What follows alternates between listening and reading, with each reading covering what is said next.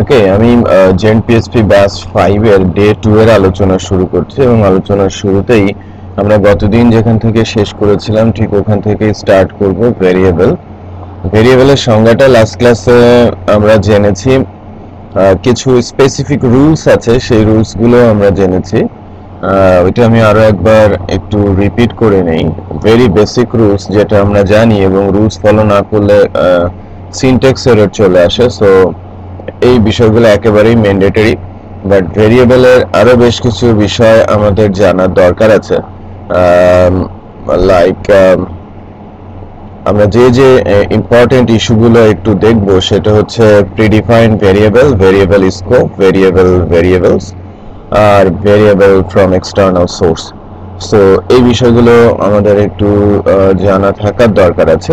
Basic variable কনসেপ্টে ভেরিয়েবলের সংজ্ঞাটা আমরা জেনেছি, এবং বেসিক ভেরিয়েবল কনসেপ্টে ভেরিয়েবলের যে রুলস আছে সেই রুলসগুলো আমি বলছি। ভেরিয়েবলের শুরুটা ডলার সাইন দিয়ে হতে হবে, এটা পিএসপির রুলস। দেন ভেরিয়েবলের নেমটা আমাকে দিতে হবে।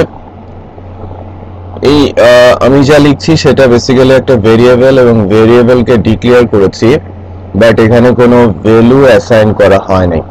আমি শুধুই ভেরিয়েবলকে ডিক্লেয়ার করে রেখেছি। এই ভেরিয়েবলটা অন্য কোথাও যদি আমি ইউজ করতে চাই, ডেফিনেটলি আগে ভেরিয়েবলে ভ্যালু অ্যাসাইন করে সেটাকে ইউজ করতে হবে।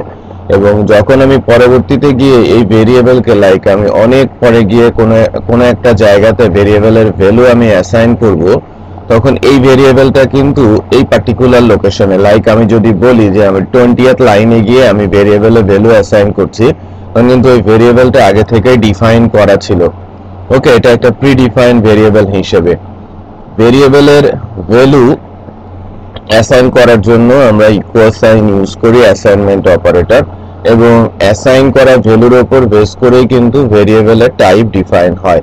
সো টাইপ কয় ধরনের হতে পারে সেটা নিয়েও আমরা এখন একটু আলোচনা করব, যে ভেরিয়েবলের কয় ধরনের টাইপ হতে পারে। 4 ধরনের ভ্যালু আছে বেসিক্যালি, এবং ভ্যালুর উপর বেস করে ভেরিয়েবলের টাইপও 4 ধরনেরই হয়ে থাকে। এটা আমরা এখান থেকে একটু দেখে নিচ্ছি, যে আমি কোনো একটা ভ্যালু, লাইক আমি যদি কোটেশনের মধ্যে কোনো কিছু লিখি সেটা স্ট্রিং হয়ে যায়, এটা আমরা জানি। আর ওই ভেরিয়েবলটা তখন ডেটা টাইপ হিসেবে স্ট্রিং হিসেবেই ধরে নেয় পিএসপি। সো আলাদা করে বলে দেওয়ার দরকার নেই যে আমার ভেরিয়েবলের টাইপটা কি।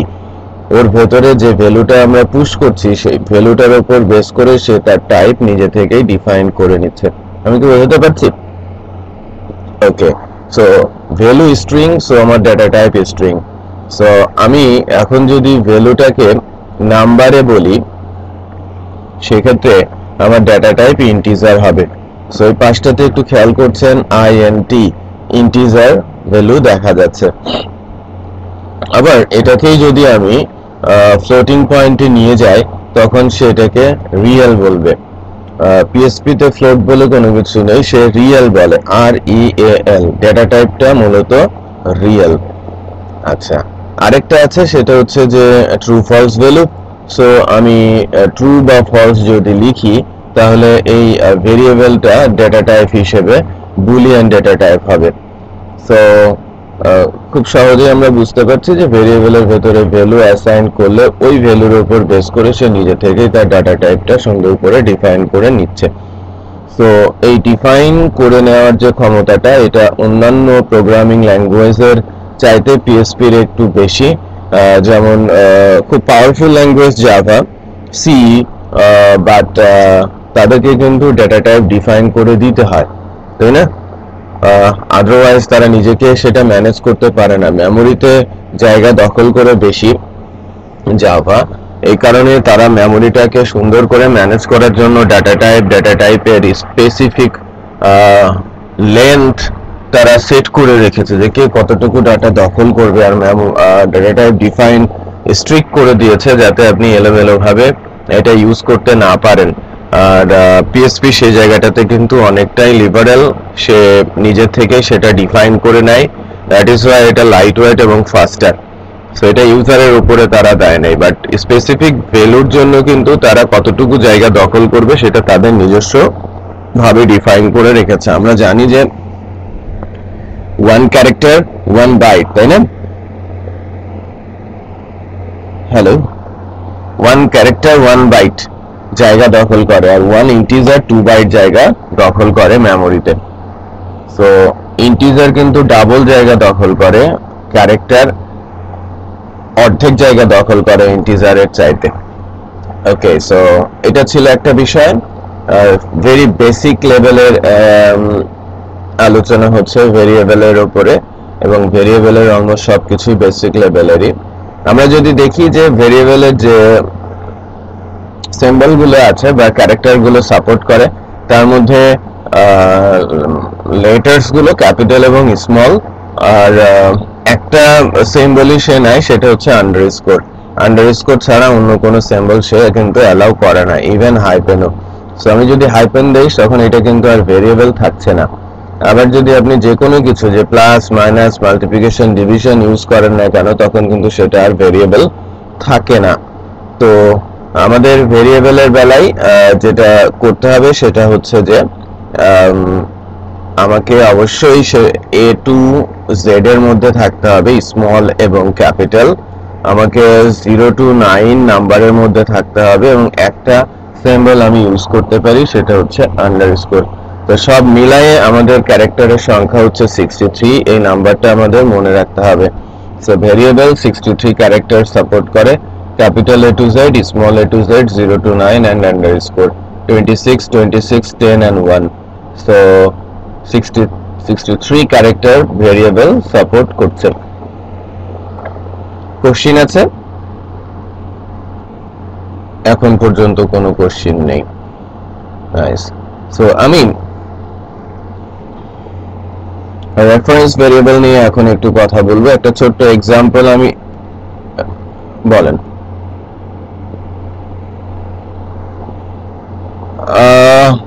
পিএসপি অ্যালাউ করে, মানে পিএসপির স্ট্যান্ডার্ড যদি আপনি বলেন, যদি পিএসপি প্রোগ্রামিং কনসেপ্টটা আমরা দেখি, তখন আমরা বলবো যে আন্ডারস্কোরই বেটার। বাট রিসেন্টলি যে ফ্রেমওয়ার্কগুলো আসে, ফ্রেমওয়ার্কগুলো কিন্তু অলওয়েজ ক্যামেল কেসই ইউজ করছে। বাট ক্যামেল কেস ইউজ করছে তারা কিন্তু একটু ডিফারেন্ট স্টাইলে, ক্লাসের নাম, ফাংশনের নাম, এই রিজনে।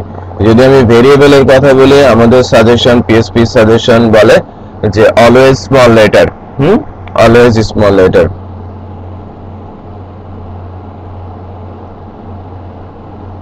Underscore small letter basically. আপনি, হ্যাঁ, আপনি ভেরিয়েবল যখন বলছেন, বল, হ্যাঁ, আপনাকে আন্ডারস্কোরে যাওয়াটাই বেটার। ওকে, প্রোগ্রামিং এর সময় মোস্ট অফ দ্য কেসেসে আপনারা যেটা খেয়াল করবেন যে যেন ডাবল কেস না আসে। বাট কিছু স্ট্যান্ডার্ড আছে, লাইক ক্লাস নেম এবং ফাংশন নেম, ওই জায়গাটা ডিফারেন্ট। বাট আমি যদি বলি folder name, file name, variable name, database name, database table name, টেবিলের ফিল্ডের নাম, সকল জায়গাতেই স্মল লেটার আন্ডারস্কোর ইউজ করাটাই ভালো, সেফ।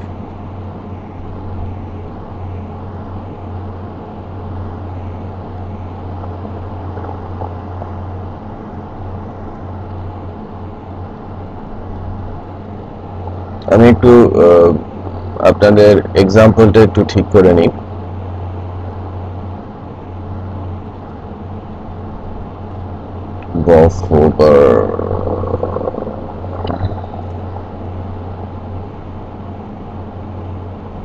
reference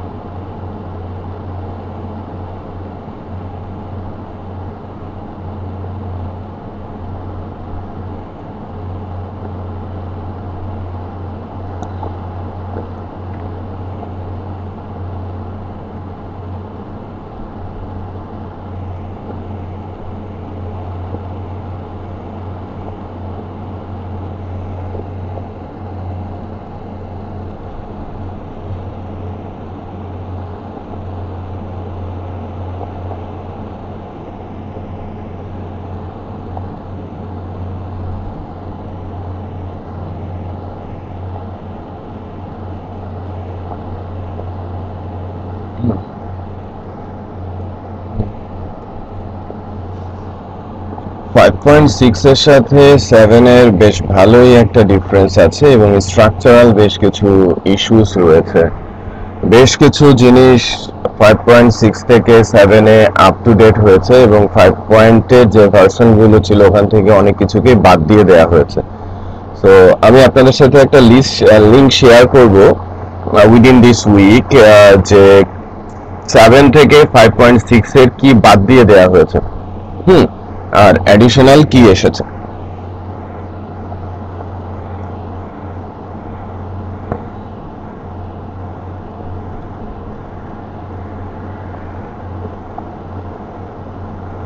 আমি এই এক্সাম্পলটাকে একটু রান করানোর চেষ্টা করছি।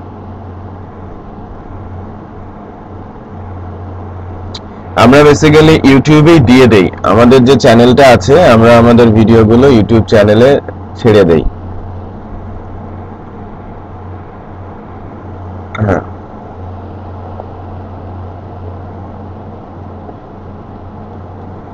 বেটার হচ্ছে যে আমরা দিয়ে দেওয়ার পরে আপনাদেরটা দেওয়াটাই ভালো হবে, আদারওয়াইজ আমাদেরটা ডুপ্লিকেট ধরে ফেলবে।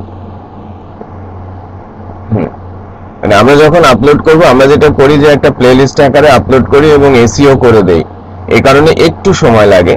তো এসইও করার পরে আপনারা যখন মানে আমরা আপলোড করার পর আপনারা যদি আপলোড করেন কোনো সমস্যা নেই সেক্ষেত্রে, আদারওয়াইজ আমাদের। হ্যাঁ, বুঝি নাই। হ্যাঁ হ্যাঁ, ওইটা একটু প্লিজ ডিলিট করে দিন, বিকজ আমাদের আবার পরবর্তীতে প্রবলেম হবে। এ ধরনের আমরা সিচুয়েশনে পড়েছি, আমরা আমাদের যে ফার্স্ট চ্যানেলটা হারিয়েছি ঠিক এই কারণেই।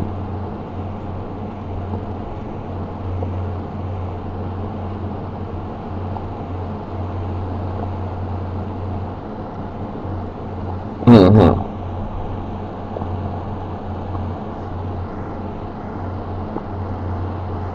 হ্যাঁ হ্যাঁ, ওইটা আমরা পেয়েছি। আমরা জানতামই না যে আমাদের ভিডিও অন্য কেউ তুলে রেখেছে। পরে আমাদেরটা ওখান থেকে 3টা ভিডিও অ্যাকচুয়ালি পরপর আমাদের ভিডিওর সাথে কনফ্লিক্ট করাতে আমাদের পাইরেসি ধরে আমাদের চ্যানেলটাই অফ করে দিয়েছে। ওই চ্যানেলটাতে আমাদের 21,000 সাবস্ক্রাইবার ছিল।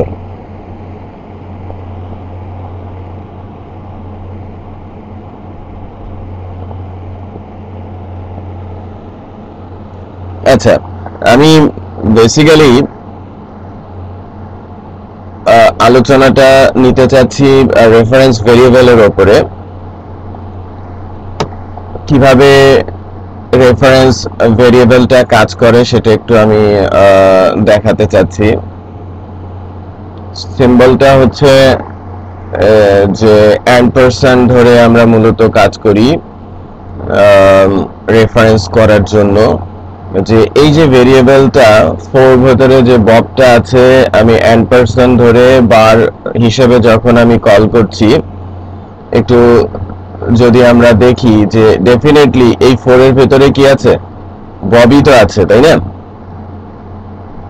হ্যালো, আচ্ছা, আরেকটা জিনিস আমি এখান থেকে অ্যাড করি।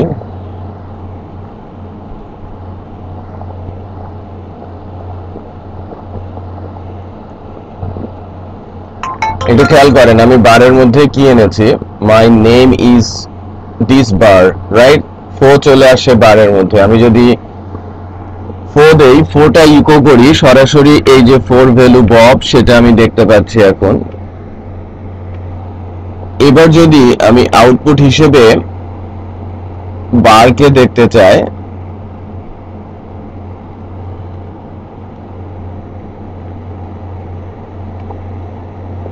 দেখেন my name is Bob show করছে বারের ভেতরে, my name is Bob show করছে। সো বারের আন্ডারে চলে আসছে বেসিক্যালি 4, আর 4 আন্ডারে আছে হচ্ছে বব। সো আমরা রেফারেন্স ভেরিয়েবলটা ক্ষেত্রে যেটা ইউজ করে থাকি, যে অ্যাম্পারস্যান্ড সাইনটা, যদি আমি কোনো পার্টিকুলার ভেরিয়েবলকে রেফারেন্স হিসেবে ধরতে চাই, যে আমি ওই ভেরিয়েবলের ভ্যালুটা আমি ইউজ করতে চাচ্ছি আমার কারেন্ট ভেরিয়েবলের মধ্যে, তখন সেই কাজটা কিন্তু আমরা খুব সহজেই করতে পারি। তো রেফারেন্স ছাড়াও হয়, বাট রেফারেন্স আকারে দিলে আপনি যখন একাধিক ভেরিয়েবল ভ্যালু নিয়ে কাজ করবেন, রেফারেন্সটা ইউজ করাটাই বেটার। যে আপনি কোনো এটা বেসিক্যালি যে আরেকটু ভালো বোঝা যাবে আমি যখন পরবর্তী যেটা যে ভেরিয়েবল নিয়ে কাজ করব, তখন কিন্তু এটার সঙ্গে ওটার একটা সামঞ্জস্যতা আমি তৈরি করতে পারবো। ঠিক আছে, সো আমি এটা ভেরিয়েবলের আলোচনাটা নিয়ে দেন আমি রেফারেন্স ভেরিয়েবলটাকে আমি ক্লিয়ার করছি।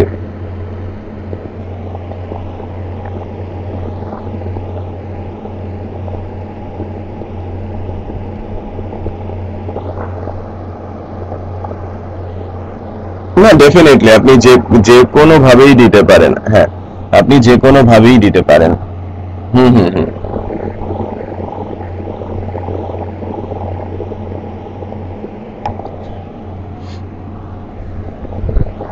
আচ্ছা,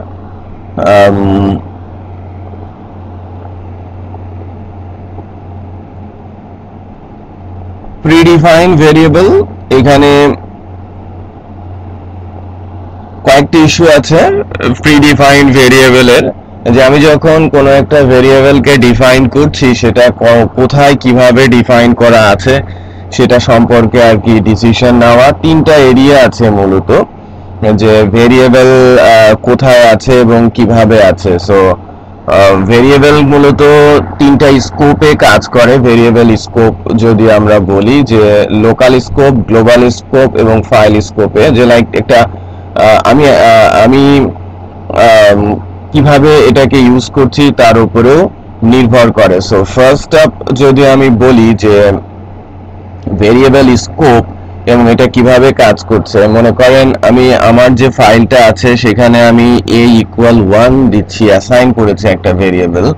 আমি তার নিচেই ইনক্লুড ইউজ করে কোনো একটা পার্টিকুলার ফাইল আমি দিলাম, সেই ফাইলের ভেতরে কিন্তু আমি একে পাবো, তাই কিনা?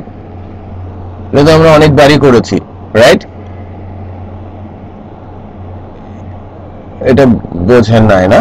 যে লাইক সামথিং লাইক আমার ভেরিয়েবল, মনে করেন যে আমি বলছি জাস্ট আ মিনিট, যে $a=1। এখন আমি ডে 2 এর আন্ডারে আমি একটা ফাইল তৈরি করছি new.php নামে।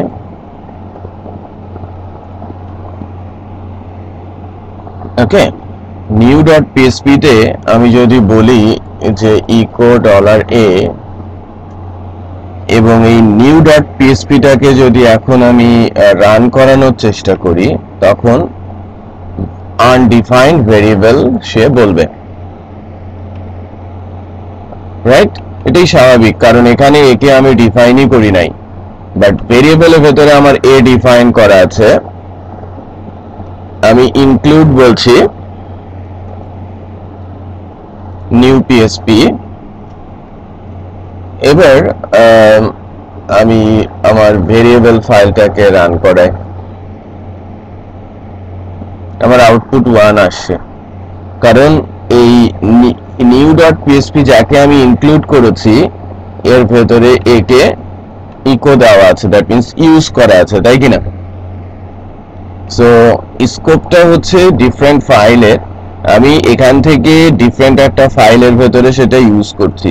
এটা উল্টোটাও হতে পারে, যে আমার এই ফাইলের ভেতরে new.php ফাইলের ভেতরে আমার ডিক্লেয়ার করা আছে কোনো ভেরিয়েবল বা ইউজ করা আছে, সেটা যদি আমি এখন ভেরিয়েবল ফাইলের ভেতরে ইউজ করতে চাই সেটা আমি পারবো, তাই কিনা?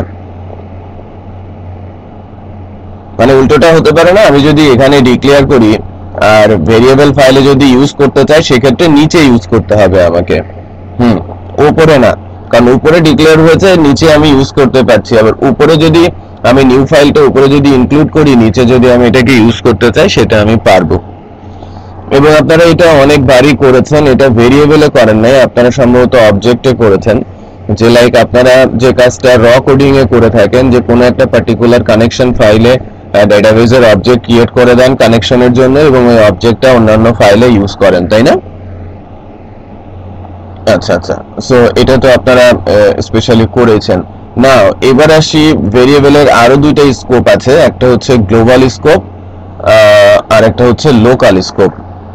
মনে করেন যে এখানে একটা ফাংশন আছে টেস্ট, টেস্ট ফাংশনের ভেতরে যখন কোনো ভেরিয়েবল ডিক্লেয়ার করা হচ্ছে, ইউজ করা হচ্ছে, সো একটু খেয়াল করেন যে আমি কোনো একটা ভেরিয়েবল ডিক্লেয়ার করেছি, ভেরিয়েবলটাকে আমি ফাংশনের ভেতরে ইউজ করছি, রেফারেন্স টু লোকাল স্কোপ। আর ফাংশনের উপরের জন্য এই জায়গাটাকে আমরা ধরে নিচ্ছি কি গ্লোবাল স্কোপ। ঠিক আছে? আচ্ছা, সো এই স্কোপগুলো আমাদের একটু ধরতে হবে। এখানে একটু যদি আমরা ধরি যে ভেরিয়েবল স্কোপের আরো একটা জায়গা, যে ফাংশনের উপরেই কিন্তু আমরা এ আর বি নামে দুটো ভেরিয়েবল তৈরি করে রেখেছি। গ্লোবাল এ প্লাস গ্লোবাল বি যোগ করে গ্লোবাল বি তে আমরা রেখেছি সাম ফাংশন কল হচ্ছে, বি কে আমরা ইকো করছি। সো ইন দ্যাট কেস একটা জিনিস একটু যদি খেয়াল করি যে এখানে এখানে এই এক্সাম্পলটা আমরা একটু রান করাই, ঠিক আছে?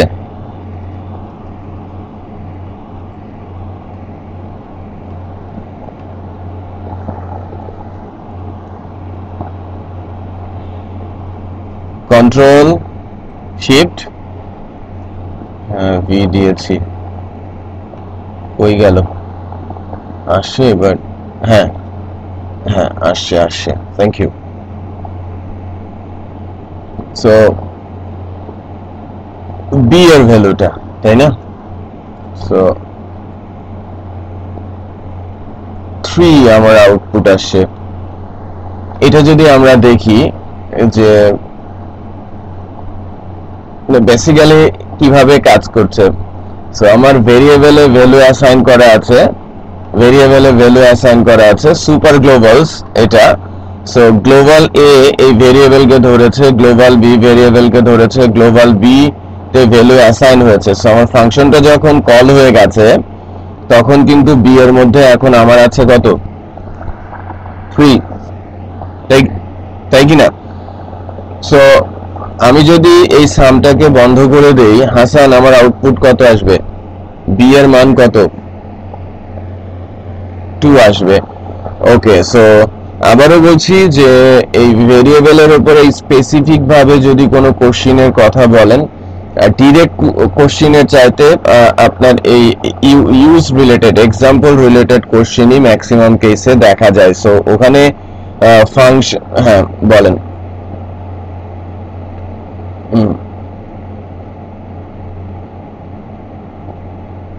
শেষ, হ্যাঁ, সে কিচ্ছু নাই, এটা তো ভেরিয়েবলের ভেতরে গ্লোবাল ভ্যালুতে সে এটাকে অ্যাসাইন করে দিচ্ছে, গ্লোবাল থেকে সে রিড করছে, গ্লোবাল বি তে সে অ্যাসাইন করে দিচ্ছে। ইন্টারেস্টিং বিষয় হচ্ছে একটা জিনিস এখানে মনে রাখার আছে, যে এখানে ভেরিয়েবল সাইনটা আপনার ইন্ডেক্স হিসেবে ইউজ হবে না, শুধু ভেরিয়েবলের নামটাই গ্লোবালস এর ভেতরে ইন্ডেক্স হিসেবে ইউজ হবে। হ্যাঁ, করা যাবে। হুম, হবে না, না ডেফিনেটলি নট। সো এই গ্লোবাল ভেরিয়েবলটার কাজই এটা আছে, সে এই ফাংশনের বাইরে যখনই আপনি গ্লোবাল ইউজ করবেন তখন এই ফাংশনের বাইরে কোনো ভেরিয়েবল ডিক্লেয়ার আছে কিনা সেটা সে চেক করবে, যদি ডিক্লারেশন না পায় তাহলে সে কিন্তু ওয়ার্নিং থ্রো করবে, আর যদি ডিক্লারেশন পায় দেন ওখান থেকে ভ্যালু রিড করবে। বিষয়টা বোঝাতে পেরেছি? দেন যদি কোনো অ্যাসাইনমেন্ট আসে একইভাবে সে অ্যাসাইন করে দেবে ওই ভেরিয়েবলে।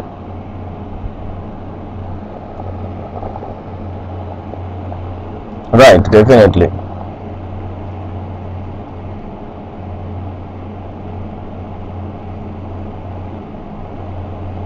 হুম, ডেফিনেটলি অবশ্যই থাকবে, যদি আপনি ওই বি কে আর নাড়াচাড়া না করেন। আপনি এখানে হ্যাঁ আরো অনেক কিছুই করতে পারেন। হ্যাঁ, ওকে। সো আমরা গ্লোবাল স্কোপ নিয়ে কথা বলছিলাম। অ্যারে হিসেবে গ্লোবালটাতে কিন্তু এটা এই যে কিছু ছোট ছোট বিষয় আছে। হ্যাঁ, array is an associative array with the name of the global variable. আমি যে কথাটা বললাম, এখানে ওই যে ছোট ছোট নোট আমি দিয়ে রেখেছি, এগুলো কিন্তু একটু মনোযোগ দিয়ে পড়বেন, ঠিক আছে? আচ্ছা, ভেরিয়েবল স্কোপ আর একটা জিনিস, এটা লোকাল স্কোপ বেসিক্যালি, রাইট? এটা আমরা অহরহ ইউজ করে থাকি, তাই কি না? ফাংশনের ভেতরেই ডিক্লেয়ার করছি, ফাংশনের ভেতরেই ইউজ করছি, এখানে তেমন কোনো আমরি কিছু নাই, তাই না?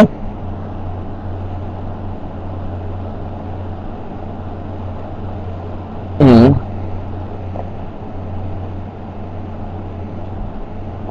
হুম হুম। না, এটা জাস্ট এমনিতেই লিখা বলতে পারেন। হ্যাঁ, আপনাকে এমনিতেই আপনি যখন কোশ্চিন, আমি যে কোশ্চিনটা করেছিলাম লাস্ট ডেতে, ওখানেও দেখবেন যেন কিছু বেশ কিছু এরকম অ্যাবসার্ট অ্যাবনর্মাল কোড লিখা, মানে জাস্ট কনফিউজ করার জন্য, যে আপনাকে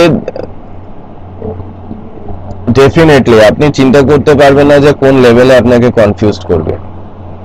সহজ একটা জিনিসকে আপনাকে পেঁচিয়ে দেবে আর কি। তো এটা একটু মাথায় রাখতে হবে।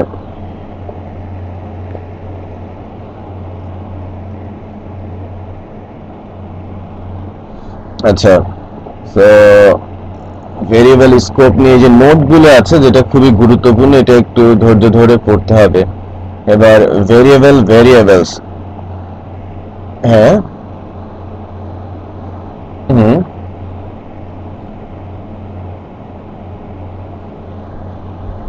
আচ্ছা, হ্যাঁ, আপনারা যেটা করবেন, আমার আমার যেহেতু আপনারা তিনজন একই গ্রুপের হওয়াতে আমাদের জন্য ভালো। আমরা যেটা নর্মালি করি যে প্রবলেম সলিউশনের জন্য প্রতি সপ্তাহে একটা করে টাইম সেট করি। এটা যেটা আমি আজকেই বলতাম, যে আপনারা এই সপ্তাহে যে প্রবলেমগুলো পাবেন, প্রত্যেকের প্রবলেম এক জায়গায় করে একটা ফাইল হিসেবে উপস্থাপন করবেন নেক্সট ক্লাসে। ওই প্রবলেমগুলো ধরে ধরে ওই ক্লাসটাতে আমরা সলভ করব। প্রথমে পরীক্ষা হবে, পরীক্ষা হওয়ার পরে ওই পরীক্ষার খাতাটা আমরা করব আর কি, ওখানেই দেখব, ক্লাসেই ক্লাসেই দেখে কে কত মার্কস পেলো সেটা আমরা জানবো। তারপর ওই যে প্রবলেমগুলো আপনারা সারা সপ্তাহে পেয়েছেন, শুধু ক্লাসের না, ক্লাসের বাইরেও এগুলো পড়তে গিয়ে অনেক পড়া তো আছে, তাই না? যে আমি তো সবকিছু বলছি না, আমি জাস্ট টাস্ক করে করে যাচ্ছি, সাজেস্ট করে করে যাচ্ছি। তো এই সাজেস্ট করা, টাস্ক করা জায়গাটা আপনারা যখন এলাবোরেটলি পড়বেন, ডেফিনেটলি কোনো না কোনো কোশ্চেনের সম্মুখীন হবেন। ওই কোশ্চেনগুলো একটা ফাইলে লিখে রাখবেন, তিনজন মিলে ওই ফাইলটাকে মার্জ করে ওই মার্জ ফাইলটা আমাকে দেবেন, আমি ওই ক্লাসটাতে সেটা আলোচনা করব, ঠিক আছে?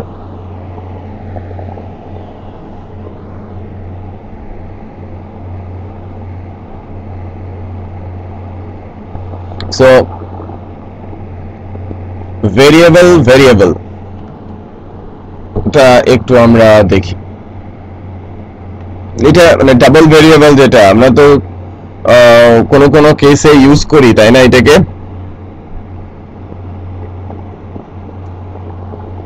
ইউজ করা হয় না, না?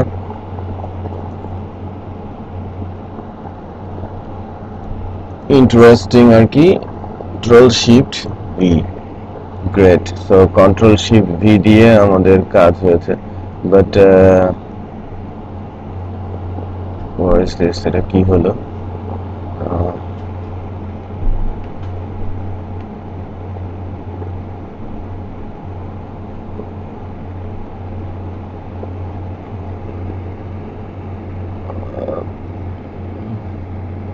না, ইটস কোয়াইট ওকে। পিএইচপি ক্লোজটা ক্লোজ হয়েছে, আবার এইচটিএমএল হয়েছে, আবার পিএইচপি আচ্ছা, আমার ঠিকই ছিল না।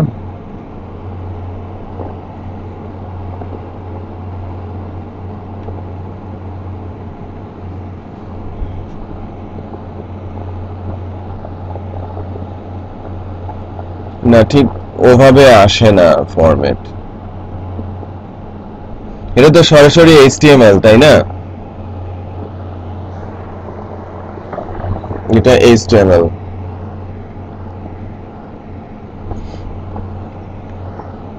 আমার একটা ডলারে আছে হ্যালো, আর একটা ডলার এতে আছে ওয়ার্ল্ড, ঠিক আছে? সো আমি আউটপুটটা আগে একটু দিয়ে আলোচনায় নিয়ে আসি। $A within content hello and $hello with contents world, therefore this statement hello world. So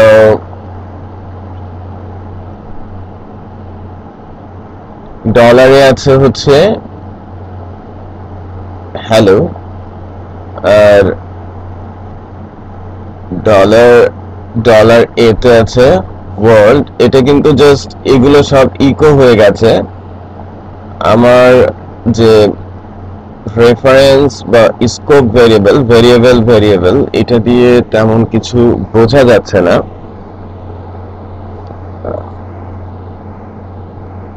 হুম,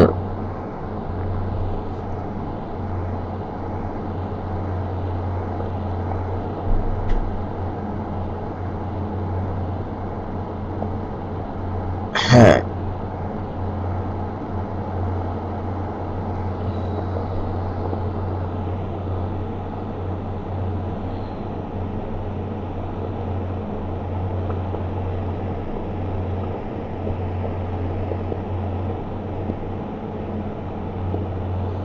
আপনার ওই অ্যাসাইনই হয়েছে, ওয়ার্ডটা ডলার এর ভেতরে অ্যাসাইন আছে।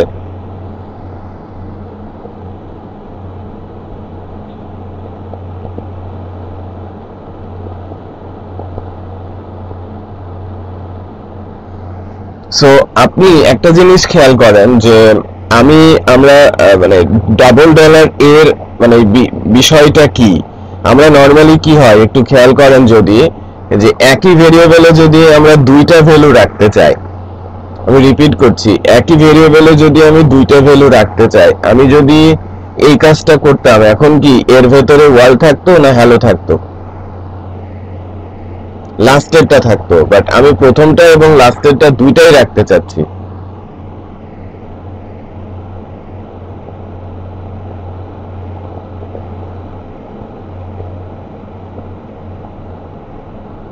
রাইট। সো এই যে মানে আমি যখন ভেরিয়েবল বলছি, সহজ কথায় বলতে পারি এটা ডাবল ভেরিয়েবল বা ভেরিয়েবল যা যা হোল্ড করে আগের ভ্যালু এবং কারেন্ট ভ্যালুকে।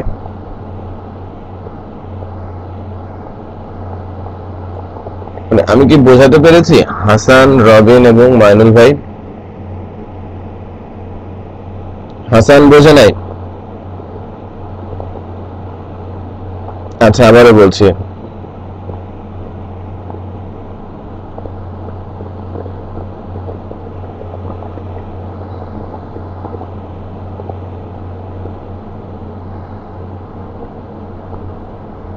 হুম, না, নামটা ডাইনামিক হয়েছে, এবং আপনি প্রথমে এভাবে চিন্তা করতে পারেন যে আপনি একটা ভেরিয়েবল, আর এখানে দুইটা ভেরিয়েবল আছে, একটা হচ্ছে ভেরিয়েবল আর একটা হচ্ছে হ্যালো ভেরিয়েবল। আমি কি বোঝাতে পেরেছি? মানে প্রথমটা হ্যাঁ,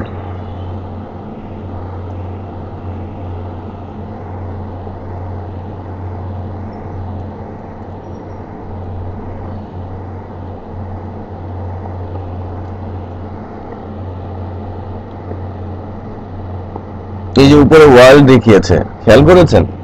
সো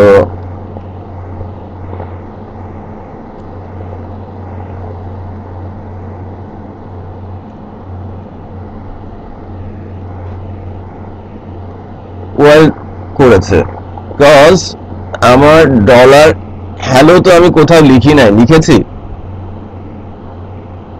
এই যে এই হ্যালোটা এতে এসেছে, আর এ তখন এখানে আবার আমি ভেরিয়েবল হিসেবে ডিক্লেয়ার করেছি, বিকজ তার সামনে আবার আরেকটা ডলার দেওয়া আছে। মানে ভেরি হ্যাঁ, হুম,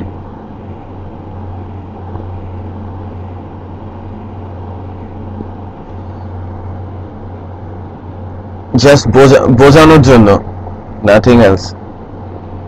দেখেন আরেকটা বিষয় আছে, কোটেশনের ভেতরে ডলার সাইনকেও মেনশন করার জন্য। এটা যদি আমি কোটেশন ইউজ না করে জাস্ট ডট ইউজ করতাম তাহলেও হতো। আমি ডাবল কোটে না গিয়ে, দেখেন ওই ক্ষেত্রে আমার সাইনটা একটু পরিবর্তন হয়ে যাবে। আমি যদি সেপারেটর তৈরি করতে চাই, আমাকে এভাবে সেপারেটর তৈরি করতে হবে। বুঝতে পেরেছি? আর যদি আমি ডাবল কোটেশন ইউজ করি তাহলে আমাকে কার্লি ইউজ করতে হবে।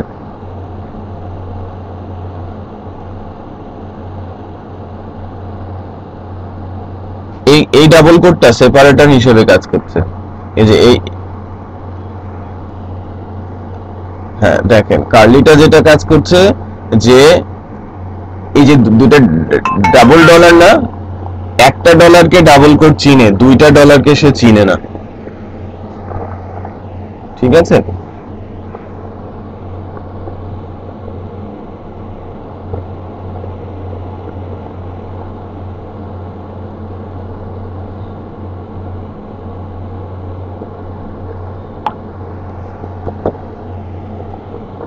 হুম,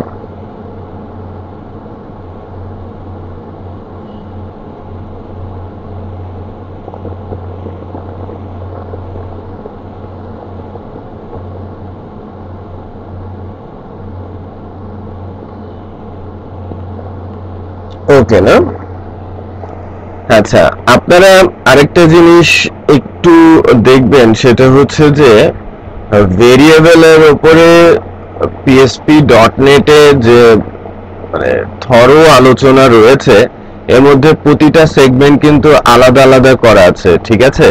সেগমেন্টের স্কোপ, রেফারেন্স, ঠিক আছে, ভেরিয়েবল ভেরিয়েবল প্রিডিফাইন, এই প্রত্যেকের জন্য কিন্তু আলাদা আলাদা করে সুন্দর করে এলাবোরেশন করা আছে, এবং কিছু কিছু এক্সাম্পলও ওখানে সেট করা আছে। হুম, সো কিছু কিছু হ্যাঁ, হুম, হুম, হুম, স্ট্যাটিকটা বেসিক্যালি যেটা ডিফাইন করা হয়, যে স্ট্যাটিক আমরা রিটার্ন টাইপে যাব না। স্ট্যাটিক স্কোপ আরেকটু দূর আমরা যখন যাব অবজেক্ট ওরিয়েন্টেড কনসেপ্টে, সেখানে স্ট্যাটিক যে বলতে পারেন যে টাইপটা, ডেটা টাইপটা, সেটা মূলত ইউজ হয়ে থাকে। এটাকে ডেটা টাইপ বললে ভুল হবে, এটা হচ্ছে মূলত আম, আম, আমরা এটাকে কি বলি, যে মডিফায়ার। হ্যাঁ, অবজেক্ট ওরিয়েন্টেড কনসেপ্টে আমরা যে মডিফায়ার গুলো ইউজ করি না, public, private, protected, so static kind of modifier, so static scope বলা হয়। সো স্ট্যাটিক স্কোপে আমরা যে কাজগুলো করি সেটা হচ্ছে যে ওই পার্টিকুলার ফাংশন অথবা প্রপার্টি অথবা ভেরিয়েবল যখন আমি স্ট্যাটিক হিসেবে উপস্থাপন করি, তখন ওইটাতে ফিক্সড ভ্যালুই ধারণ করবে, এটা পরিবর্তনশীল হবে না। মানে আমি চেঞ্জ করব না এই কনসেপ্ট থেকে। তো আমি যখন ওই ভেরিয়েবলে স্ট্যাটিকই, হ্যাঁ, না ওইটা পরিবর্তন, যখন কোনো ভেরিয়েবলের ভ্যালু আপনি স্ট্যাটিক ডিফাইন করবেন, ওটা আর পরিবর্তনশীল থাকবে না, কনস্ট্যান্ট হয়ে যাবে। হ্যাঁ, এটা ঠিক ধরেছেন।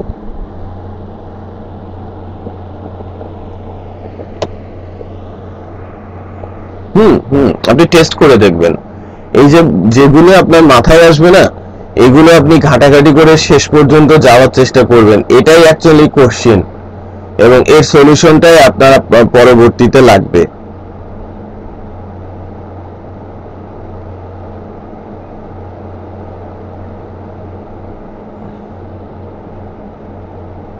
হুম হুম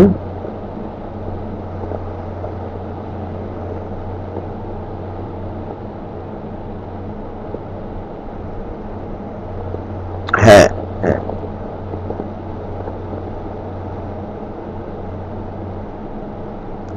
আচ্ছা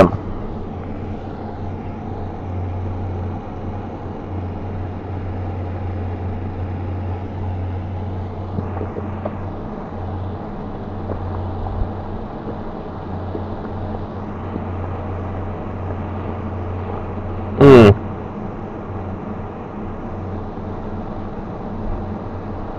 হুম রাইট আবার পরিবর্তন হয়ে যাবে। হ্যাঁ, গোড়া থেকে শুরু করব। আচ্ছা, তো আমি আবার রেফারেন্সে একটু ফেরত যাব। আই হোপ যে আপনারা ভেরিয়েবলের কনসেপ্টটা ক্লিয়ার হয়েছে। হ্যাঁ, তারপরেও আমি আবারও রিকোয়েস্ট করব আপনাদের ম্যানুয়াল থেকে বিষয়গুলো থরলি পড়া। হ্যাঁ, যে প্রতিটা জিনিস খুঁটে খুঁটে পড়বেন, আর নোট প্রতিটা ফাইলেই, মানে আপনি যখন ম্যানুয়ালে যাবেন, ম্যানুয়ালে যে যে পেজটা পাবেন স্পেসিফিক এরিয়ার, প্রতিটা পেজেই মিনিমাম একটা নোট থাকে এবং কোশ্চেনগুলো ওই নোট থেকেই হয় মোস্টলি। যে নোটের ভেতরে খুবই ইম্পর্টেন্ট কিছু কথা লেখা থাকে, ওইটাকেই তারা প্যাচ গোছ করে আর কি। খুব গুরুত্বপূর্ণ, সব নোটগুলো একটু ভালো মতো দেখার চেষ্টা করবেন আপনারা। আচ্ছা, আমি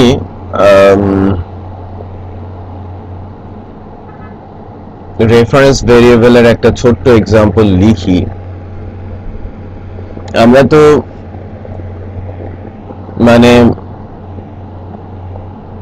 আরেকটা জিনিস একটু খেয়াল করবেন যে অ্যারের উপরে দখলটা সবাই খুব ভালো রাখবেন। হ্যাঁ, অ্যারের দখলটা সবাই খুবই ভালো রাখবেন।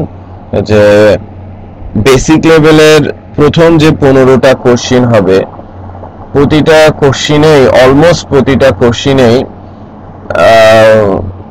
অ্যারে এবং ফাংশন ইনক্লুড থাকবে। সবকিছু মিলিয়েই আউটপুট আর কি। আমি বোঝাতে পেরেছি? শুধু প্রথম বেসিক কোশ্চিনের মধ্যে না, অ্যারে সেগমেন্টেও তো অ্যারের কিছু কোশ্চিন আসে। তারপরে হচ্ছে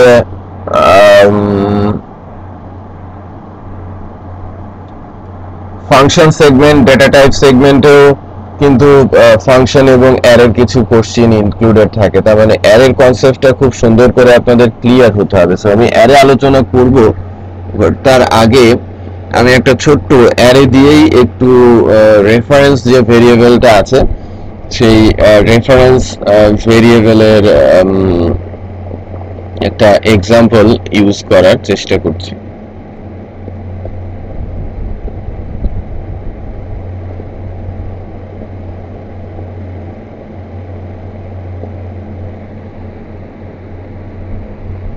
না, এটা নাই।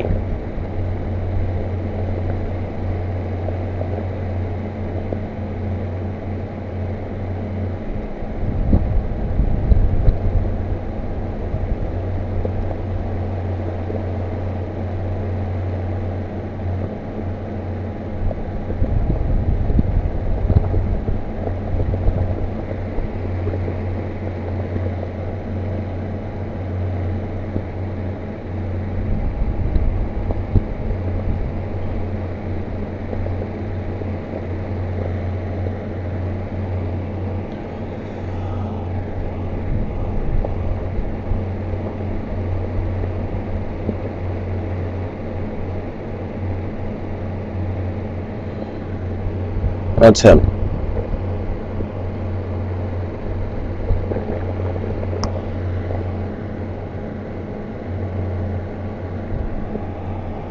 আমরা একটা অ্যারে নিয়ে নেই।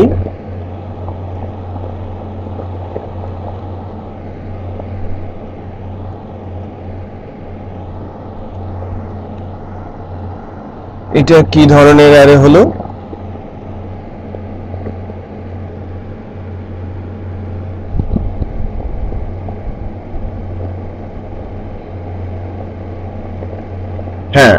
এটা কি ধরনের অ্যারে হয়েছে, আমি রেফারেন্সের এক্সাম্পল দিচ্ছি, বাট এটা কি ধরনের অ্যারে হলো আমাকে একটু বলেন।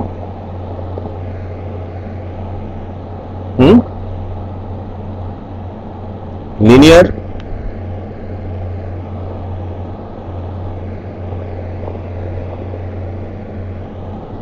অ্যারে তো মূলত 3 প্রকার।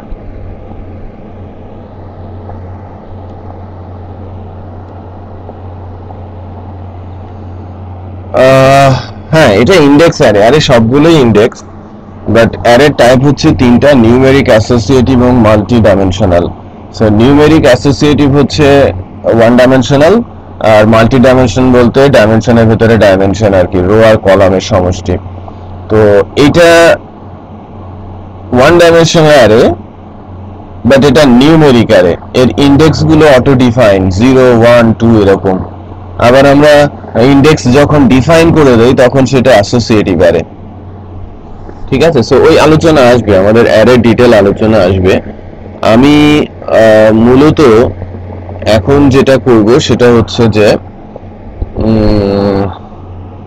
রেফারেন্স ভেরিয়েবলটা অ্যারের পরবর্তী আলোচনা, তো একটু একটু করে অ্যারের টাস্কের দিকে যাওয়ার চেষ্টা করছি, বাট এর আগে সম্ভবত স্টেটমেন্ট নিয়ে একটু আলোচনা করব আমি। তো আমি একটু খেয়াল করেন যে A1 হচ্ছে একটা অ্যারে, A1 এর 1তম ইন্ডেক্সে 1 আছে, এটাকে আমি রেফারেন্স ধরে x এর ভেতরে দিলাম। এবার অ্যারে 2 ইকুয়াল অ্যারে 1 করছি, এটা জাস্ট এক্সাম্পলের খাতিরে। এরপর আমি আনসেট করে দিচ্ছি। এই ফাংশনটা সম্পর্কে তো আমাদের ধারণা আছে না? ওই ভেরিয়েবলের ভ্যালুটাকে সে ক্লিয়ার করে দেবে, তাই কি না? ওকে, নাইস। তারপরে আমি অ্যারেতে যেটা বলছি, অ্যারে 2 আমি 1 ইন্ডেক্সে সেট করে দিচ্ছি হচ্ছে লাইক 22 ইচ্ছে মতো। এবার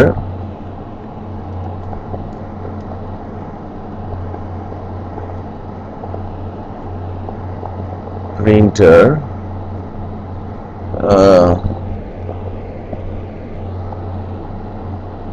array 1, so let's check.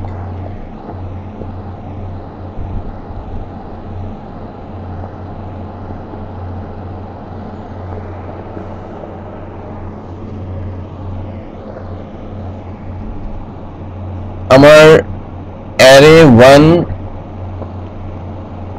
এর 1টা array 2 তে এসেছে অ্যাসাইন্ড, x কে আনসেট করা হয়েছে, array 2 এর 1তম পজিশনে 22 পুট করা হয়েছে, এবং আমি array 1টাকে আমি আলটিমেটলি প্রিন্ট করেছি।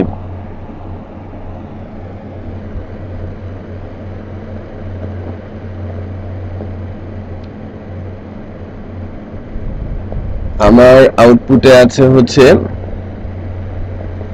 0 তে 1 আছে, আমার 1 এ কত আছে? 2 আছে।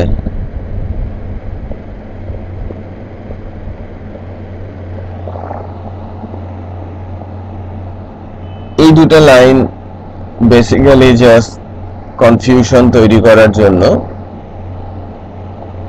স্টিল সব আগের মতোই আছে। x কে আমি যখন ক্লিয়ার করছি,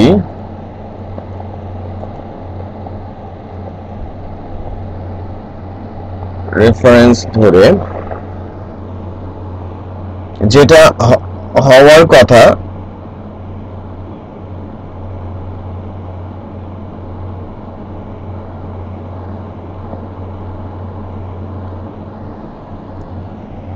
আমি যদি 1 কে করি আনসেট, তাহলে তো 2 চলে যাওয়ার কথা, তাই না? সো আমার তো যে কোনো একটা চলে যাওয়ার কথা, সো আমার 10 যাবে, না হলে 2 যাবে, বাট এটা না যাওয়ার কারণটা খুঁজে বের করতে হবে। ইন্টারেস্টিং। মানে আমি রেফারেন্স বলতে যেটা বোঝাতে চাচ্ছি যে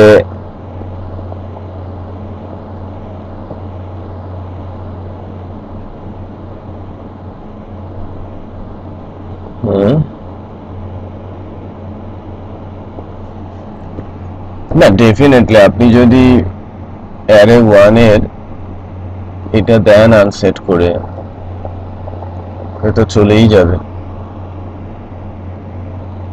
ওইটা। বাট এখান থেকে হ্যাঁ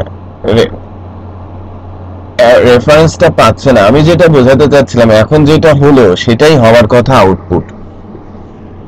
বোঝাতে পেরেছি? মানে রেফারেন্সের মিনিংটা কি? রেফারেন্স কিন্তু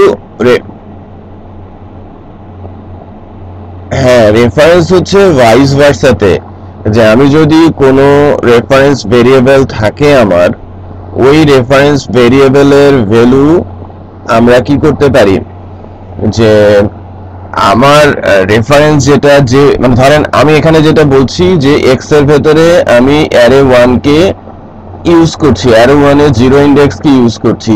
এই এক্স এর আমি যা করব ওই অ্যারে 1 এর ইন্ডেক্সে ঠিক তাই গিয়ে সেট হবে। আমি এক্স কে ক্লিয়ার করে দিলে অ্যারে 1 0 ক্লিয়ার হয়ে যাবে, এক্স এর ভেতরে ডিফারেন্ট ভ্যালু পুশ করলে ডিফারেন্ট ভ্যালু সেখানে চলে আসবে।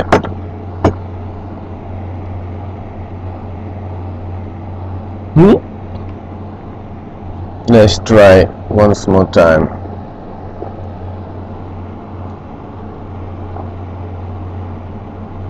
উল্টোটা কাজ করেছে, একটু খেয়াল করেন, আনসেটটা কাজ করে নাই, বাট এটা কিন্তু কাজ করেছে।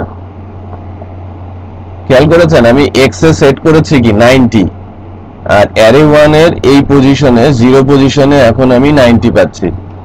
তার মানে আমার আনসেট ফাংশনে গন্ডগোল আছে। বুঝতে পেরেছেন? আনসারটা আমাকে দেখতে হবে যে আদৌ এই 7 ওটাকে সাপোর্ট করছে কিনা।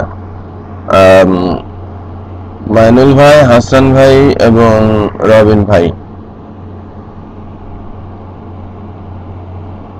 কোশ্চিন আছে?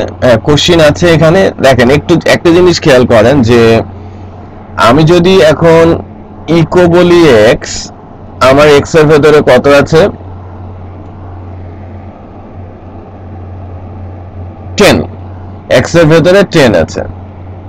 গ্রেট, এক্স এর ভেতরে 10 আছে। আমি সেটা পাচ্ছি রাইট ওয়েতে, আমি রাইট টু লেফট অ্যাসাইনমেন্টে পাচ্ছি, রাইট টু লেফট অ্যাসাইনমেন্টে পাচ্ছি। বাট এই যে অ্যান্ড%, এটাকে রেফারেন্স বলা হয়। হ্যাঁ, এটা বোথ ওয়ে কাজ করে। এজন্য আমি বলছি যে রেফারেন্স অলওয়েজ ভাইস ভার্সা। আপনি যদি এখানে পরিবর্তন করেন, এই 10 এর জায়গায় 100 দেন, এক্স এ 100 চলে আসবে। আবার আপনি যেহেতু রেফারেন্স করেছেন, আপনি যদি এখন এক্স এর ভেতরে 900 পুট করেন, এই এক্স এ 900 আছে, সে অ্যারের 0 ইন্ডেক্সে 900 পুট করে দেবে। একটু খেয়াল করেন, আমি যখন অ্যারে 1 প্রিন্ট করব তখন আর 10 দেখাবে না, 900 দেখাবে। হ্যাঁ, এই যে রেফারেন্স করা যাচ্ছে।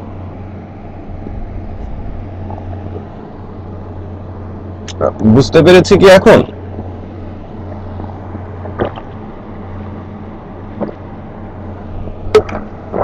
তো এতক্ষণ পর্যন্ত অ্যারের মানে ভেরিয়েবলের উপরে যে আলোচনাটা হলো, আমি একটু রিক্যাপ দিচ্ছি। আমি বেসিক পর্যায়ে ভেরিয়েবলের সংজ্ঞা, ভেরিয়েবলের যে 3টা রুলস আছে, $, 63 ক্যারেক্টার এবং স্টার্ট হতে হবে নাম্বার লেটার দিয়ে, এটা বলেছি।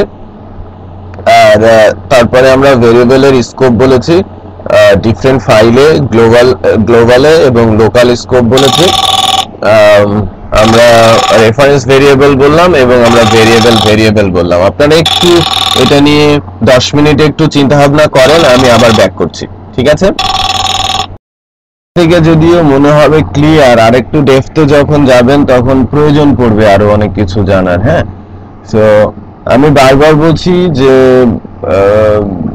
30টা ক্লাস এটা সাফিসিয়েন্ট না, বাট সিলেবাসের উপর বেস করে 30টা ক্লাসে ডিরেকশন দেওয়া যায়, টপিকগুলো সম্পর্কে জানানো যায় এবং কিছু ধারণা তৈরি করা যায়। বাট সবকিছু বলা একেবারে ইম্পসিবল। তো আপনার ভেরিয়েবলের উপরে যদি মানে একদম থরলি ডিটেল আলোচনা করতে হয় তাহলে 1-2টা ক্লাস, পুরো ক্লাস লেগে যেতে পারে, আমরা যেখানে 1 ঘন্টা আলোচনা করলাম। সো রিকোয়েস্ট থাকবে প্রতিটা বিষয় যেটা টপিক আমরা আলোচনা করছি সেই টপিকগুলোকে আরেকটু ডিটেল করে পিএসপি ম্যানুয়ালে পড়া। সো আমরা এখন পর্যন্ত 3টা জিনিস শিখেছি, একটা হচ্ছে পিএসপি সিনট্যাক্স, দ্বিতীয়টা হচ্ছে অপারেটর, আর 3 নম্বর হচ্ছে ভেরিয়েবল। সো এই বিষয়গুলো একটু আরো ভালো করে এই উইকের মধ্যে পড়াশোনা করে আরো দখলে নিয়ে আসতে হবে, ঠিক আছে? তো আমি সেকেন্ড যে স্লাইডটা আছে পিডিএফটা আমি প্রোভাইড করেছিলাম ঠিক সেটাতে যাচ্ছি এবং এর টপিক আলোচনা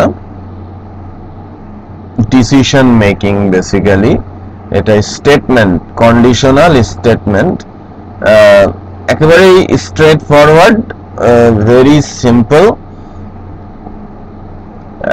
আমরা কয়েকটা স্টেটমেন্ট নিয়ে একটু নাড়াচাড়া করব, কথাবার্তা বলবো। স্টেটমেন্টগুলো if, if else, if, switch, এই স্টেটমেন্টগুলো নিয়ে আমরা এখন একটু কথা বলতে চাচ্ছি। আই হোপ এই স্টেটমেন্টগুলোর উপরে আপনাদের পুরা কন্ট্রোল আছে এবং আপনারা খুব ইজিলি এই বিষয়গুলোকে হ্যান্ডেল করতে পারেন। কিছু এক্সাম্পল এবং কিছু সিনট্যাক্স এখানে দেওয়া আছে, সেক্ষেত্রে মানে কিভাবে আমরা কোড করতে পারি যেটা অ্যাকচুয়ালি প্র্যাকটিস করতে ইজি মনে হয় বা ম্যানুয়ালে যেভাবে লেখা আছে সেভাবে প্র্যাকটিস করাটা ভালো, সেই হিসেবেই আমি একটু আগানোর চেষ্টা করছি। তো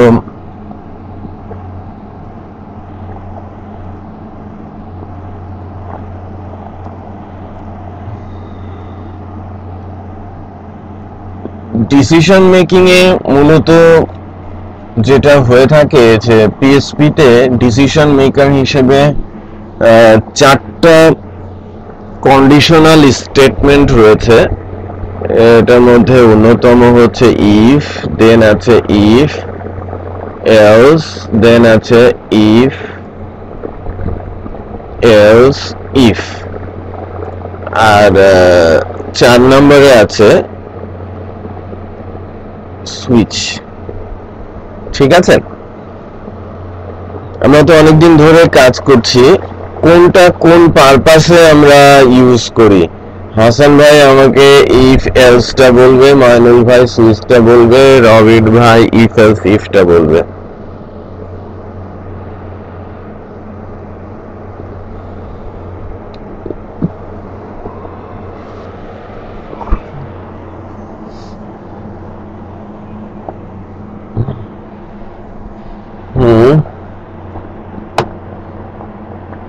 বুঝলাম না, আরেকবার।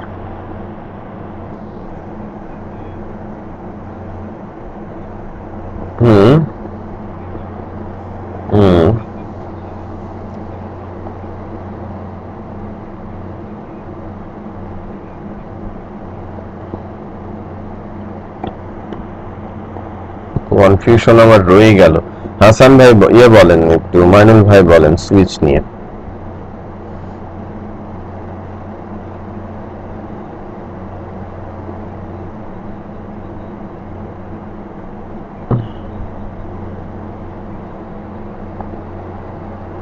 ওকে,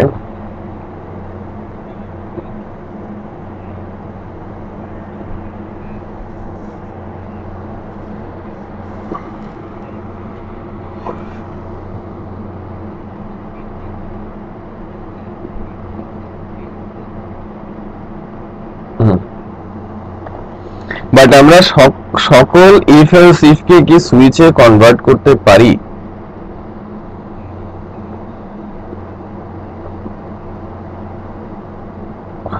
হ্যাঁ,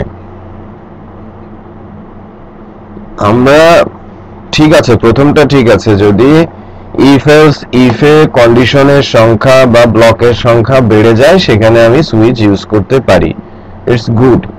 বাট ইফ এবং সুইচের মধ্যে যে বেসিক পার্থক্যটা, দুইজনই মোর দেন টু কন্ডিশন নিয়ে কাজ করে বা সিচুয়েশন নিয়ে কাজ করে। তো মোর দেন টু সিচুয়েশনে একটা হচ্ছে কন্ডিশনাল সিচুয়েশন আর একটা হচ্ছে state situation. So conditional situation হচ্ছে লজিক্যাল অপারেটর ইউজ করে বা কন্ডিশনাল অপারেটর ইউজ করে অথবা বিটওয়াইজ অপারেটর ইউজ করে কন্ডিশনের মাধ্যমে কোনো একটা কন্ডিশন আউটপুট আকারে আসছে, দেন ওটা ডিফাইন হচ্ছে। তার মানে আমি ইফ বা এলস ইফ এর ভেতরে লজিক্যাল অপারেটর, বিটওয়াইজ অপারেটর, তাই না, অথবা কন্ডিশনাল অপারেটর দিয়ে কন্ডিশন চেক করে ডিসিশন নিচ্ছি যে কন্ডিশন ট্রু অর ফলস। ওই কেসগুলোতে আমি ইফ এলস ইফ ইউজ করি। বাট সুইচে স্টেট গুলো হচ্ছে ডিফাইন বাট ফিক্সড, নাম্বার অনেক বেশি but define and fixed.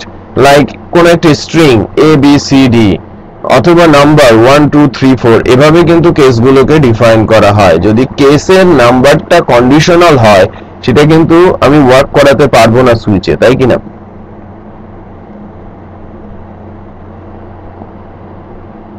Hello hello hello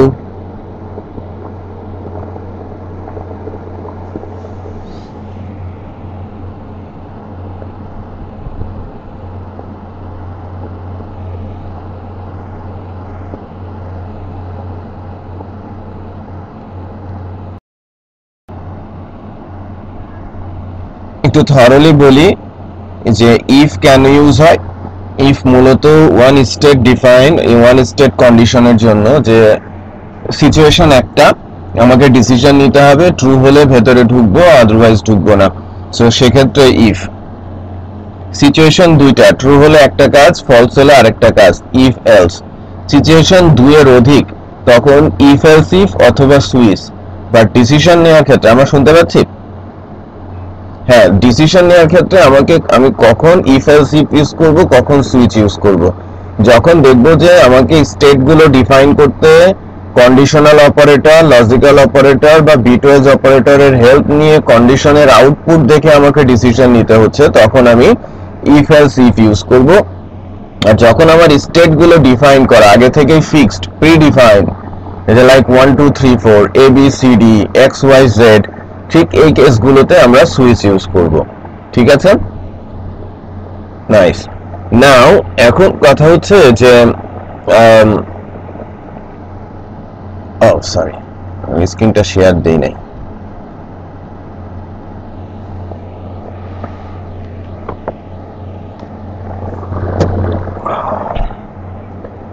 হ্যাঁ হ্যাঁ, শিওর শিওর, হ্যাঁ আমি এক্সাম্পলে যাব, প্রতিটাতেই এক্সাম্পলে যাব। তো আমি ইফ লিখছি, হ্যাঁ ইফ লিখছি, এভাবে আমরা ইফ লিখি, এখানে কন্ডিশন হয়, ইট ইজ স্ট্রেট ফরওয়ার্ড। এখানে কন্ডিশনটা লাইক আমি যদি বলি এ গ্রেটার দেন বি, এটা একটা কন্ডিশন, অথবা কোনো একটা ভ্যালু 10 গ্রেটার দেন 30, এটা একটা কন্ডিশন।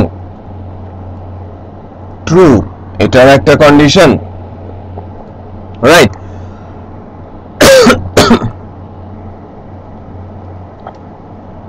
ফাংশন নেম, এটার একটা কন্ডিশন।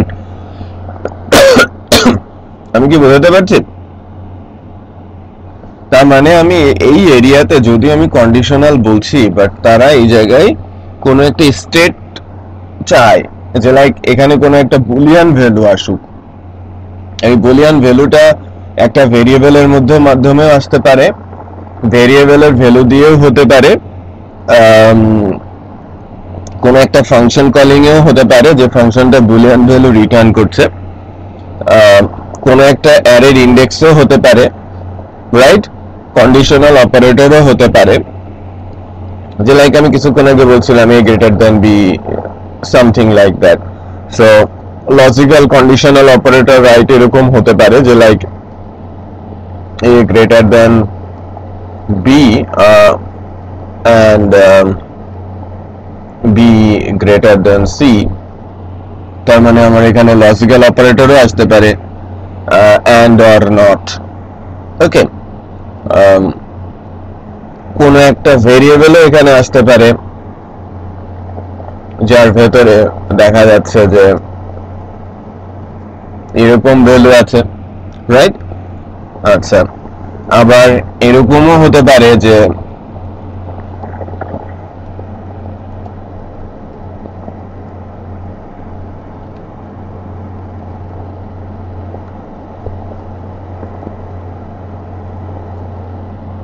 আমি বুঝতে পেরেছি।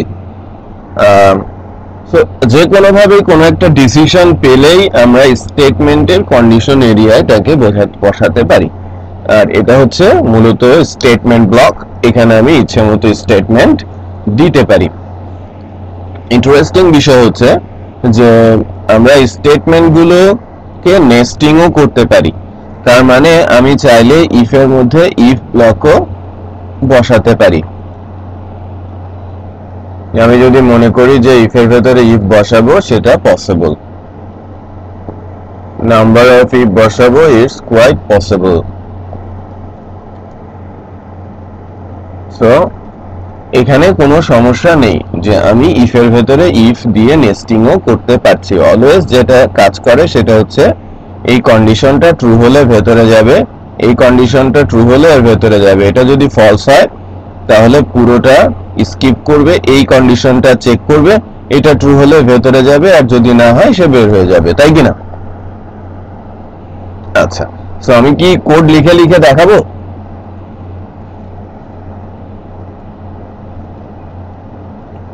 সুইচটা মানে ইফ এরটা দরকার নেই, তাই না? ইফ এবং ইফ এলস এর